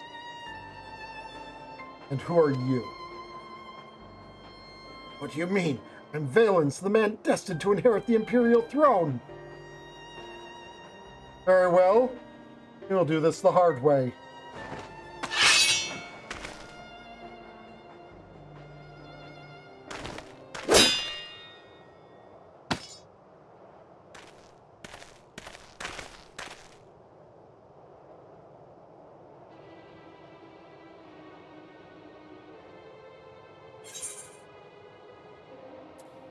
This man is not Valens. I will not soon forget how Valen's face froze with fear in his final moments, how the light in his green eyes extinguished alongside the flame of his life. Yet the resemblance is uncanny all the same. I will not ask again, who are you? Answer sincerely or atone for your sins with your life.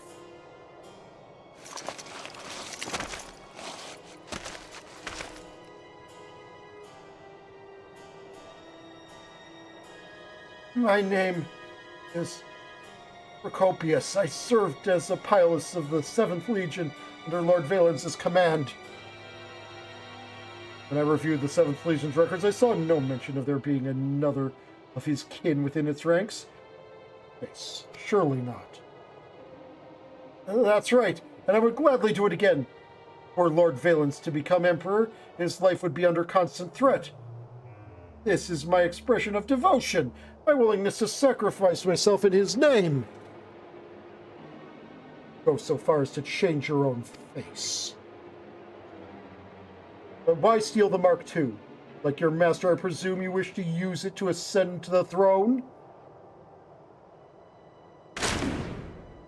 The throne is but a means to an end. My true aspiration is to embolden the people of the shattered remains of Garlemald to rise up once more and take what is theirs by birthright. Only we Garleans are fit to inherit the star, herding the cattle masses as we milk them for all that they are worth.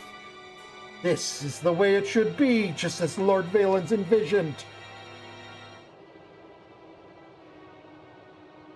The words of Emperor Solus, no lands must remain beyond our grasp.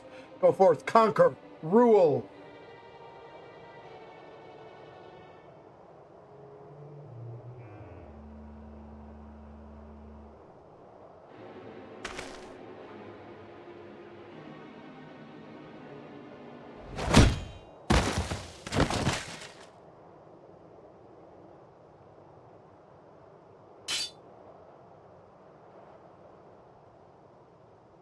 The ravings of a madman. Lest you wonder, I have not killed him. We've recovered the Mark II and apprehended our perpetrator. Let's return to Turncliffe. I was really hoping for a solo instance where I got to play again in the G-Warrior.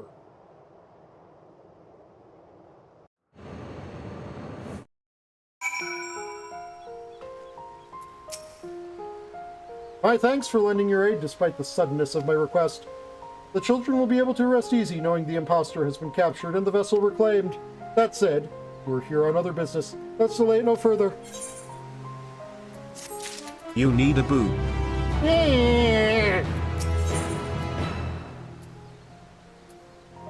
Paris is ready to discuss the samples you brought. Now, could you enlighten me as to why you came to deliver clothing samples? An enterprise founded by a former scion, with you acting on their behalf. Clearly, the equipment is a fine make, and my associates will give it all due consideration. Beware the boopening.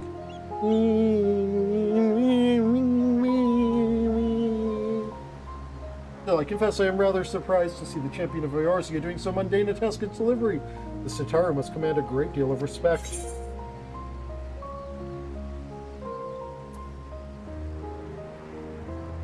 An adventurer takes everything in stride. Deliveries, sky fishing, traveling to the farthest edges of the universe. It is unwise to refuse the coin keeper of the Scions. These are both good answers. Don't piss off the accountant is the better one. To hear you speak so, she is clearly not one to be trifled with. I shall heed your word should I ever meet her at the negotiating table. In any case, I believe your errand here is complete, but if you are willing, there is another I would ask of you. The boys are doubtless still unnerved by what happened earlier. I would assuage their concerns, make it clear to them that Valens is well and truly gone, but it cannot come from a Garlean like myself. But I prevail upon you to tell them in my stead. Thank you. I believe you'll find the boys near the storage area, where I gave them the good news.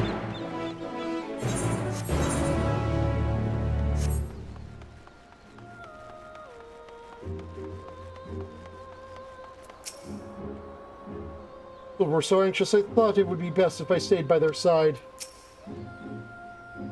I hope you can forgive us, mister. We're really sorry about what we did. We shouldn't have stuck into the hangar or told him how to either. To really fly the G-Warrior? Oh, I hope you can take me with you one day. Yeah, kids, allow me to just state, unequivocally, there is nothing wrong with sneaking in to see the giant robot.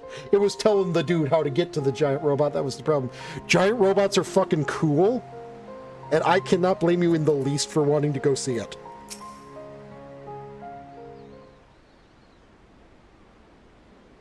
Oh, you're back. Please, mister, you have to tell us what happened. It was a skinwalker. You got the machine back. You're amazing, mister. That man was just pretending to be Valens. Does that mean the real one's not coming back? Yes, he's gone for good, my dear. I remove any thought of that wretched man from your mind. Thank goodness. Even now, I see his face in my dreams every night. I was so afraid. I wanted to tell Miss Allie, but I know I mustn't. I've been through so much.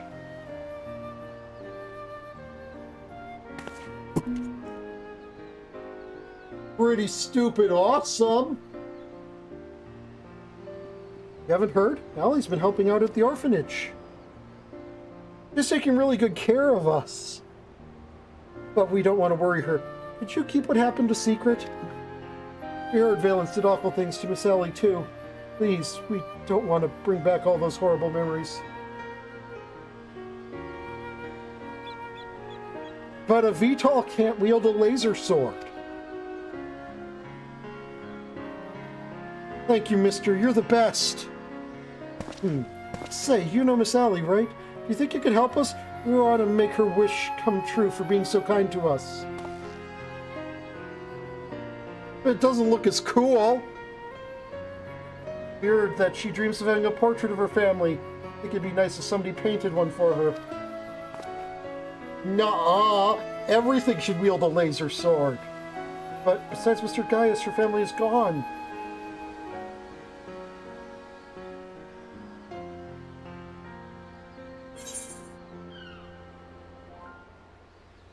Perhaps we could somehow manifest their likenesses for the artist to see.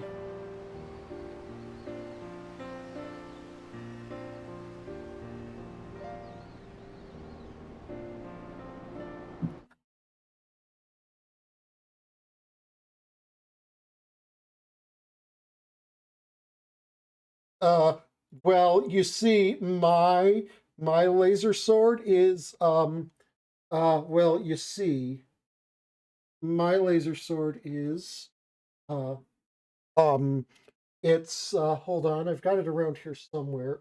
Let's just see. Uh hold on, is it under my bed? Where is it? Is it? It's aha, aha, it's right here. Zoom, zoom, zoom, zoom, zoom.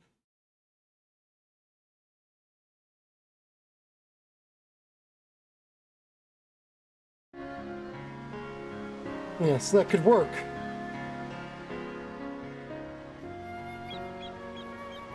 Leave it to me. I may have just the thing. Really? Then we'll fetch the painter.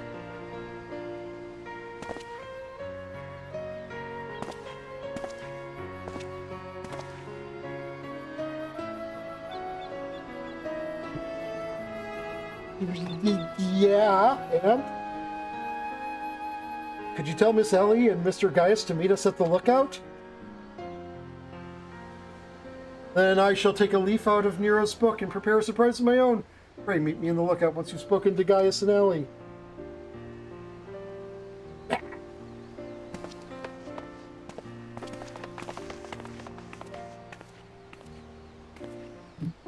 No, I assure you, it is very light.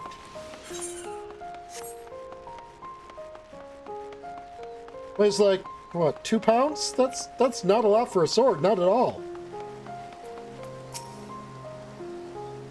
Have you spoken with the children?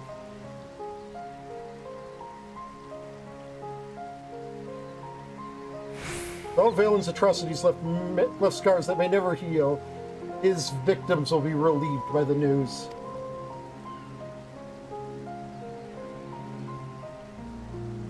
And it is heartening that they should wish to perform such an act of kindness for Ellie.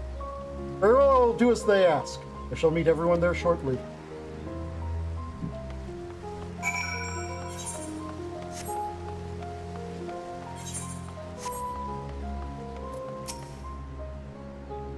Oneko!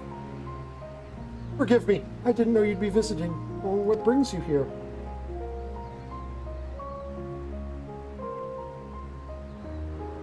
Children said they wanted to do that for me. It's very kind of them. Well, it's true I've spoken of this on occasion. A family portrait just wouldn't feel right without Melisandre, Recon, Rex, and Alphonse. Still, it wouldn't be right to refuse. They're only trying to cheer me up after all. I'd best go and meet them at the lookout.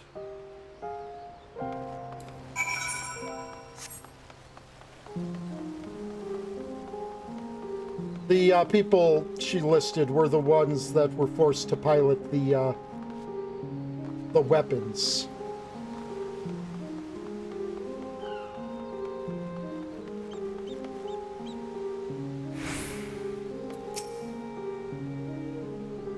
You're on their way then? Perfect. I've made my own preparations in the meantime. All that remains is to await our models and esteemed portraitist.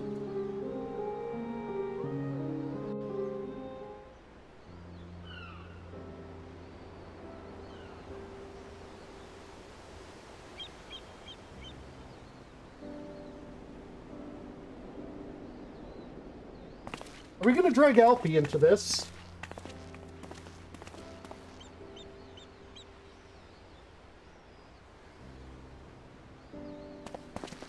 Nope.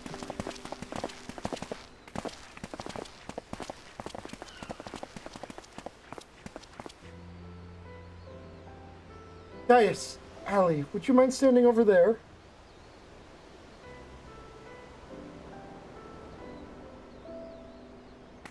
Make sure you draw her nice and pretty, mister.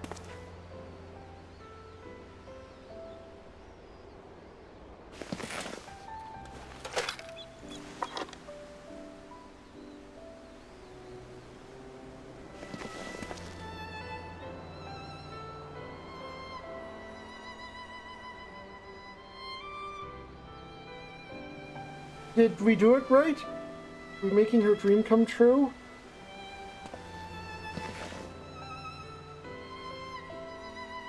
Oh yes, I think you've made her very happy. We cannot ignore the fact that Gaius is not her only family. I know, but everyone else is gone. I wish we could have done more for her. Don't worry, child. As I mentioned, I prepared a little surprise of my own.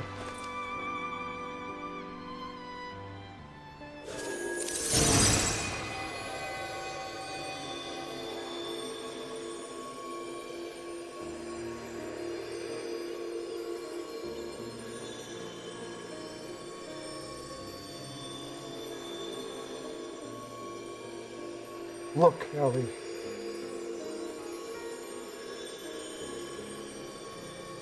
They're all here.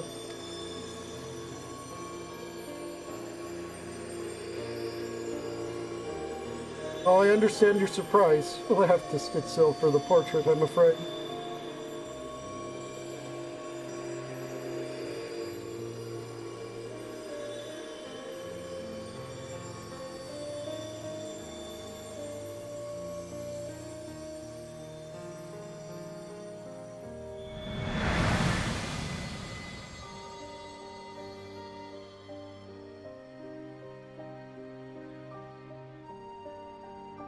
Thank you.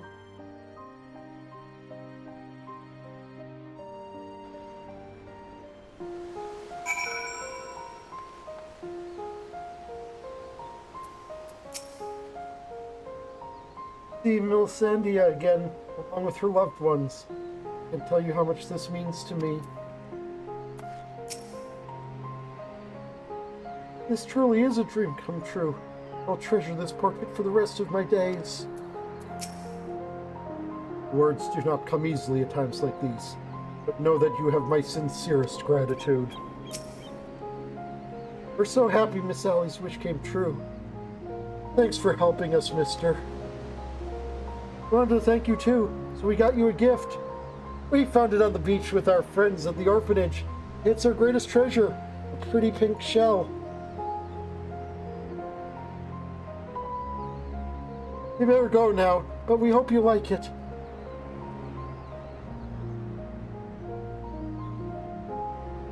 Megina may find the shell a beautiful complement to Tataru's memento. Return to old Charlie and to show it to her.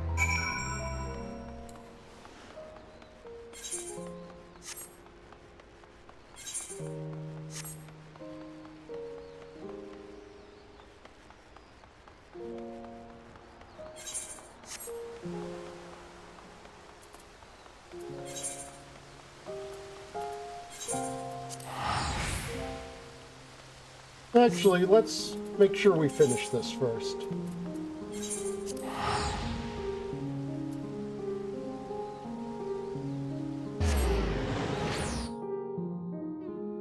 It's not the most efficient route, but sometimes there are more important things than efficiency. Like making all of you happy.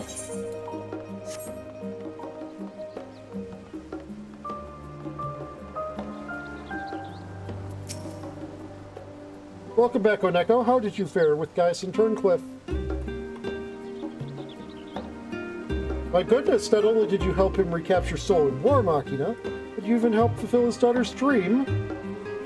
I'm not sure whether I should be in awe of your ability to solve problems or offer my commiserations for encountering so many in the first place. Mayhap that is simply the lot of a distinguished adventurer. Which reminds me, were you able to procure a new adornment for Mistress Tataru's necklace? A package containing a gift from the orphans living in Turncliffe. My, simply remarkable. This must be one of the fabled rose shells of Orlet. Here they're both rare and beautiful, making them the perfect choice for various types of jewelry. If we polish it up and make a few refinements, I'm certain we can incorporate it into the necklace. There's something else in this package. A rolled canvas of a portrait, it looks like. It must be a gift for you. Oh, did I get a copy of the... Owing to your kind assistance, I believe we are in the running for forging a contract with Werlet's interim government. There could be no more desirable result for the boutique. You have my heartfelt thanks, Oneko. Yep. A commissioned portrait of former Imperial officer and his adopted children, entitled Forever at Your Side.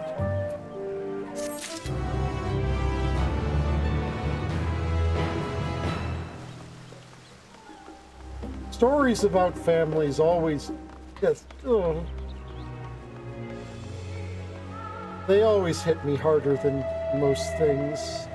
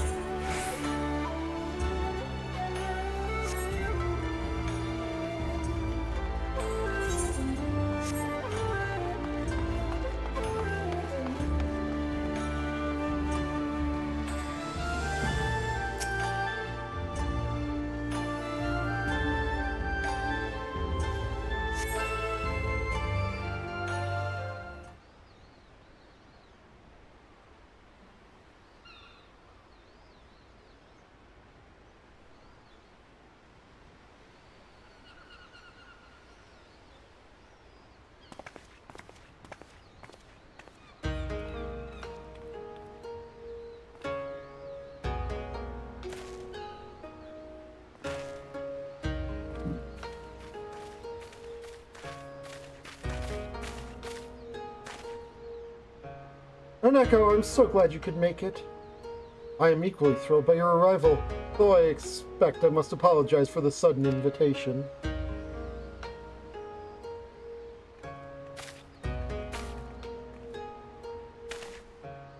Yes, you should be, but more importantly, I'd like to know what the scheme is and how you intend to involve us. My, so quick to assume the worst. Hancock, how many times have we dealt with you? What's the game?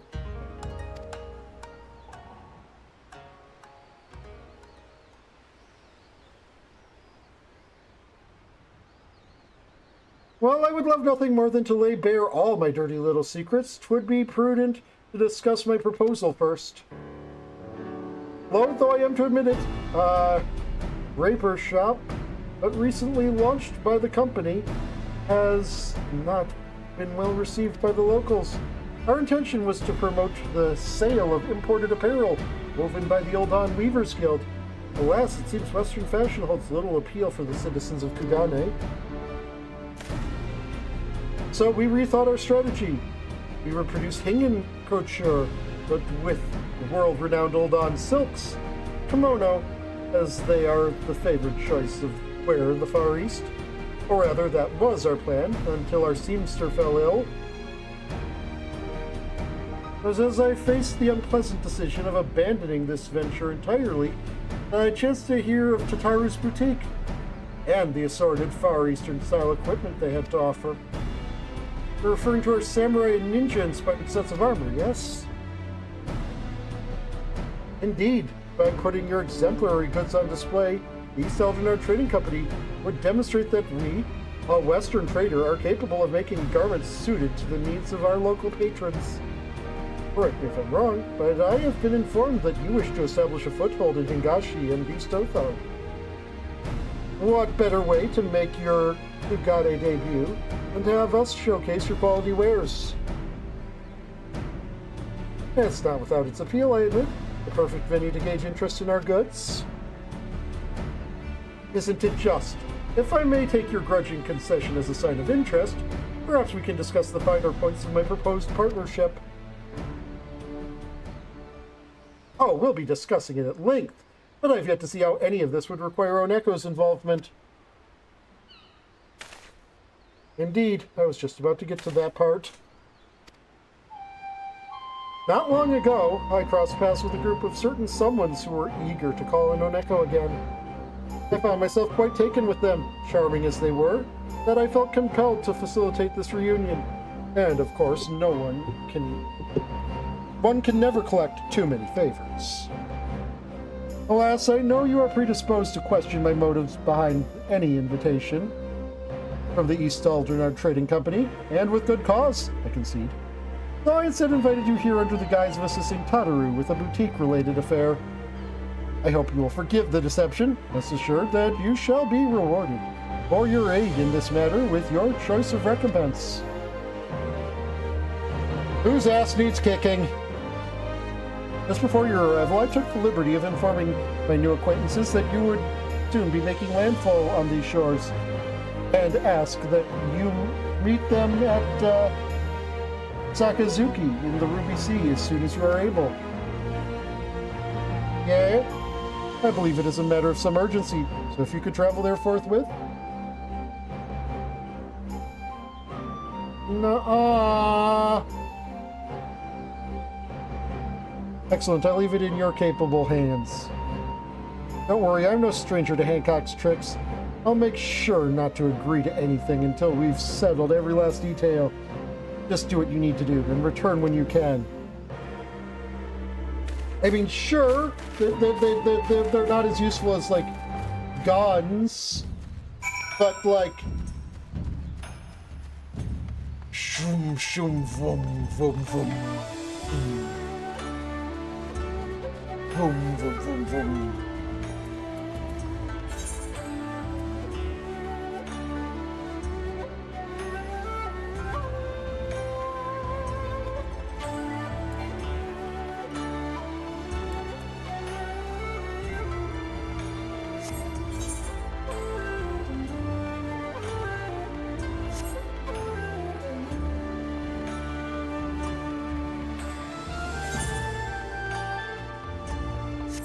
I mean, how can you argue with that?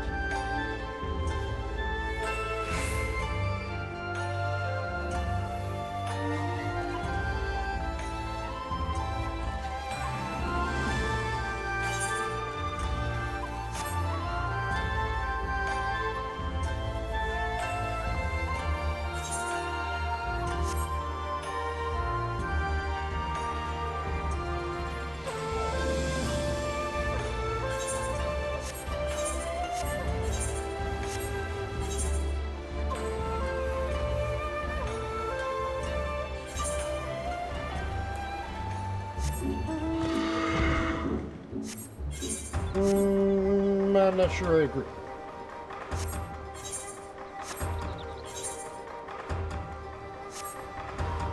That one I probably agree on, but if we've been taught anything, it's you need a lot of skill to make this not take off your hand.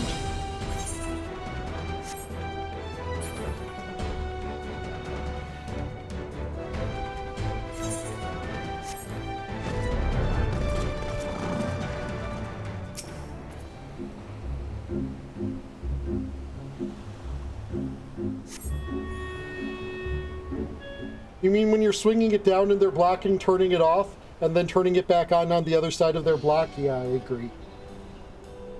Apologies, Oneko. I pray you have not been waiting long. Saraban, how you doing, my ninja turtle? You look surprised. Did Hancock not tell you who requests your aid? Ah, but never mind that. I am simply glad that you are here.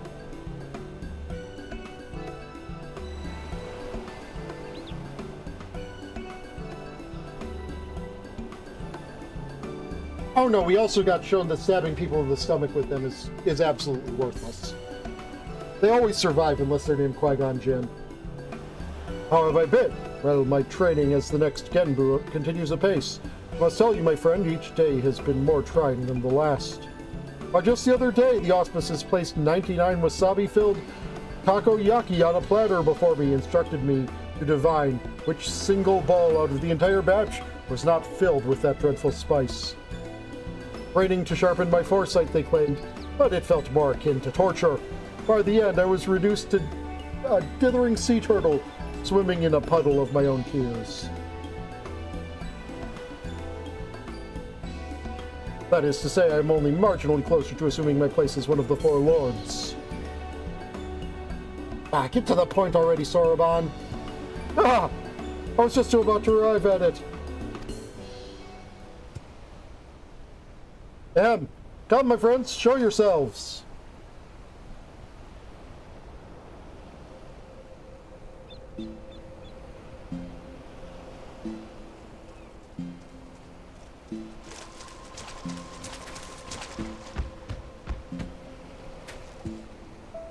It has been some time, Oneko. I'm relieved to see you in good health. I understand you have been through a great deal. I like the outfit, by the way. Your concern is unwarranted. This is the man who quelled our Aramitama and inherited Tencent's legacy. There's no trial he cannot overcome.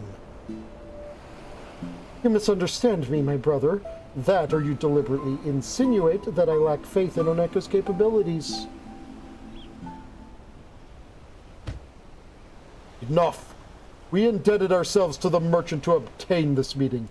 Let us not distract ourselves with this nonsense and get to the heart of the matter.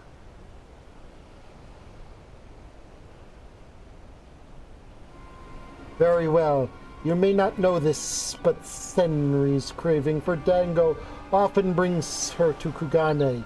It was during such a visit that she spied a suspicious individual on Kogane Dori. A man who not only wore raiments identical to Tenzint's, but who also claimed to be his long-lost descendant. This descendant was selling good luck charms utterly devoid of benediction. His ploy is plain. He uses Tenzin's name to trick fools into buying his rubbish. Any who would dare sully Tenzin's name shall face my wrath. My flames will cleanse him of his sin and burn his soul to ash. Too merciful a punishment, I say. I shall personally render him unto every pain imaginable. By the Kami, is it possible they have both succumbed to the Aramitama once more? Nah, they're just pissed. Ahem. The charlatan boasts of more than an esteemed heritage. He also claims to have the four lords at his beck and call. Insulting, yes, but I would rather resolve this without flames and torture. But having lived apart from men for so long, I fear we may be ill-equipped to do so on our own. Hence why we have turned to you for assistance. You needn't agree to anything just yet, but why don't we all at least seek out the descendant and take his measure ourselves? I beg your pardon? Putting myself aside, the three of you approaching any settlement, let alone one as large as Kugane, would surely cause an uproar. Calm yourself, Soroban. You forget we are the four lords. 'Tis a trifling matter to assume a less conspicuous guise. Let us reconvene in Kugane. Oh, no, this is serious. Let us reconvene in Kugane. Soroban is to go first, while we three shall make our own approach separately to avoid attracting undue attention, just in case.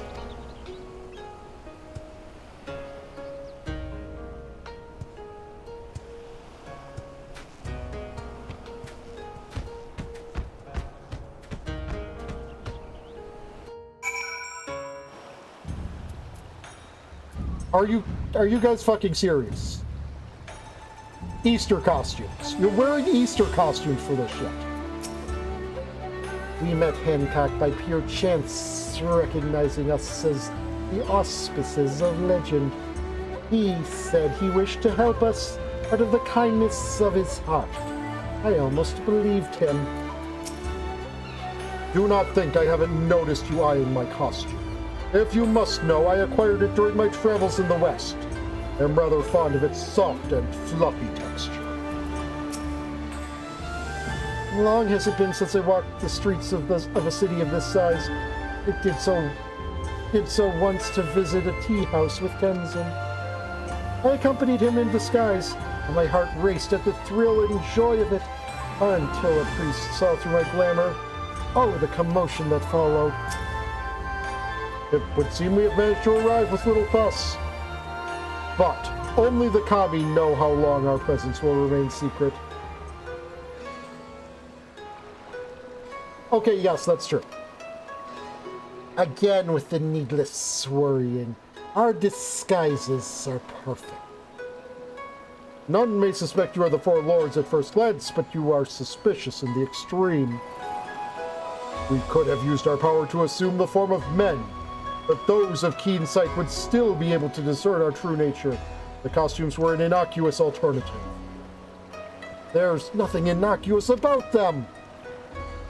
Senri said she found the swindler on Kogani Dori, yes? Let us head there at once. Step 1 to talking like a snake person. This is the only step.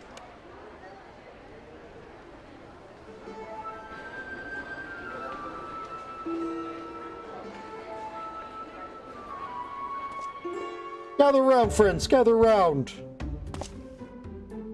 As you've no doubt surmised from my crimson armor, I am the proud descendant of Tenzin, the famous hero of Eld who once slew an entire host of fearsome Oni.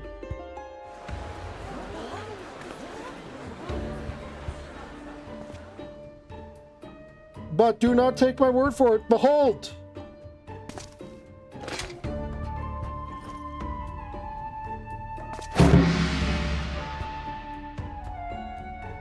In this hand I hold Tenzin's beloved katana, the Phoenix Blade.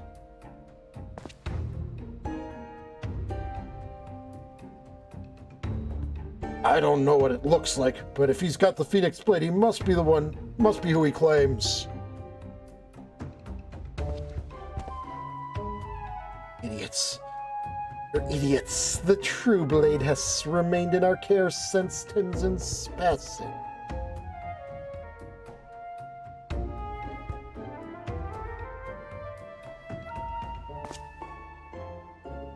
Something seems off.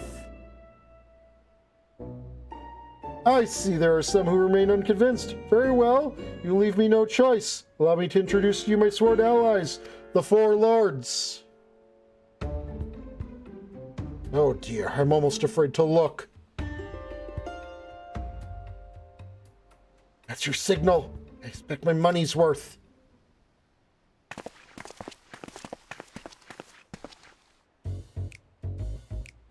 Introducing Genbu, the Turtle Auspice and Foreseer of Calamity. Suzaku, the Avian Auspice and Master of the Flames of Resurrection. Siryu, the Dragon Auspice and Devourer of Young Maidens. And last but not least adorable, we have Byakuo, the small and fluffy feline auspice. So precious, he baby. I love him, he baby. Why am I alone, a cuddly creature? Surely he could have hired a Hrothgar or Mikote to portray me. At least he did not slander your character, Devourer of Maidens. Ha!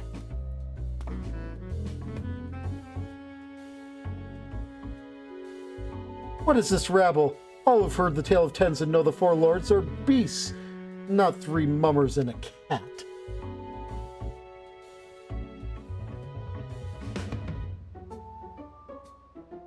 These are the glamoured forms they assume so that they may roam the realms of men undiscovered. Surely you can imagine the chaos that would ensue if they went about undisguised. Baby, I love him. You're such a little tiny baby and I love you. Even so, there's no way they'd wear such ridiculous outfits. Squints. Intense squinting. Intense squinting. And yet here they are, dressed far worse.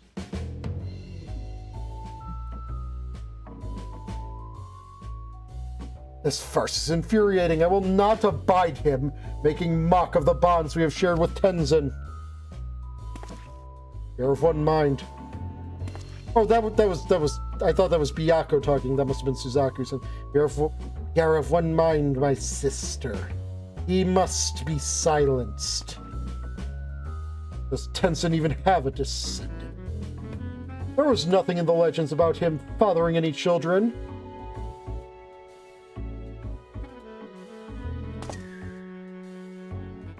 But there was mention of one who loved him more dearly than life itself. I, the woman to whom I owe my storied lineage, is none other than the sublime crimson beauty standing before you, Suzaku.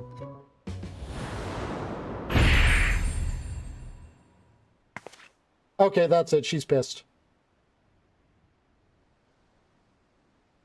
Let him speak. Perhaps he is not wholly deserving. Wait, she's not pissed? Not wholly deserving of immolation. Ah, how easily your rage is quelled. Having proven my ancestry to your satisfaction, my lords and ladies, I bid you partake of my good fortune, for I have auspicious wares to share with you today. Tenzin put countless Oni to the sword long ago, 'tis true, but only by the grace of these miraculous good luck charms. Just what will confer unto you all manner of fortune, good health, a happy family, scholarly achievement, financial success, romantic fulfillment, and much, much more.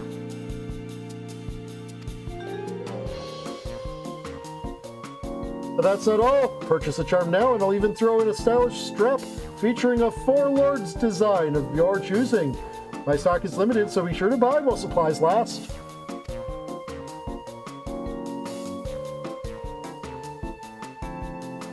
I'll take 2, no, 10!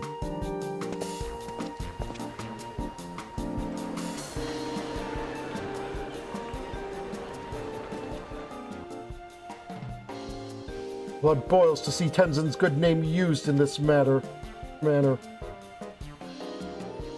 As does mine. We cannot sit idly by and allow this to continue.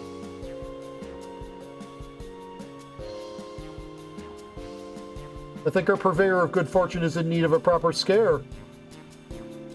Are you convinced as well, Oneko? Fucking do it! Do it! Transform right here!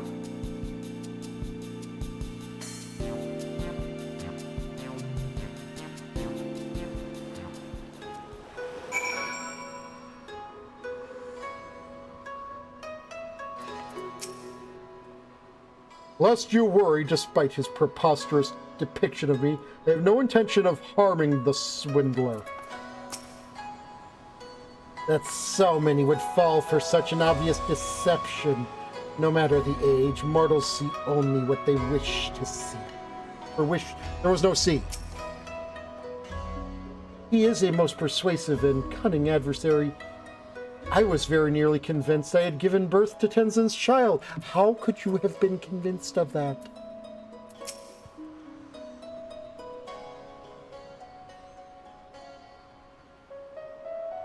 He seemed quite pleased with himself as he packed up his stall.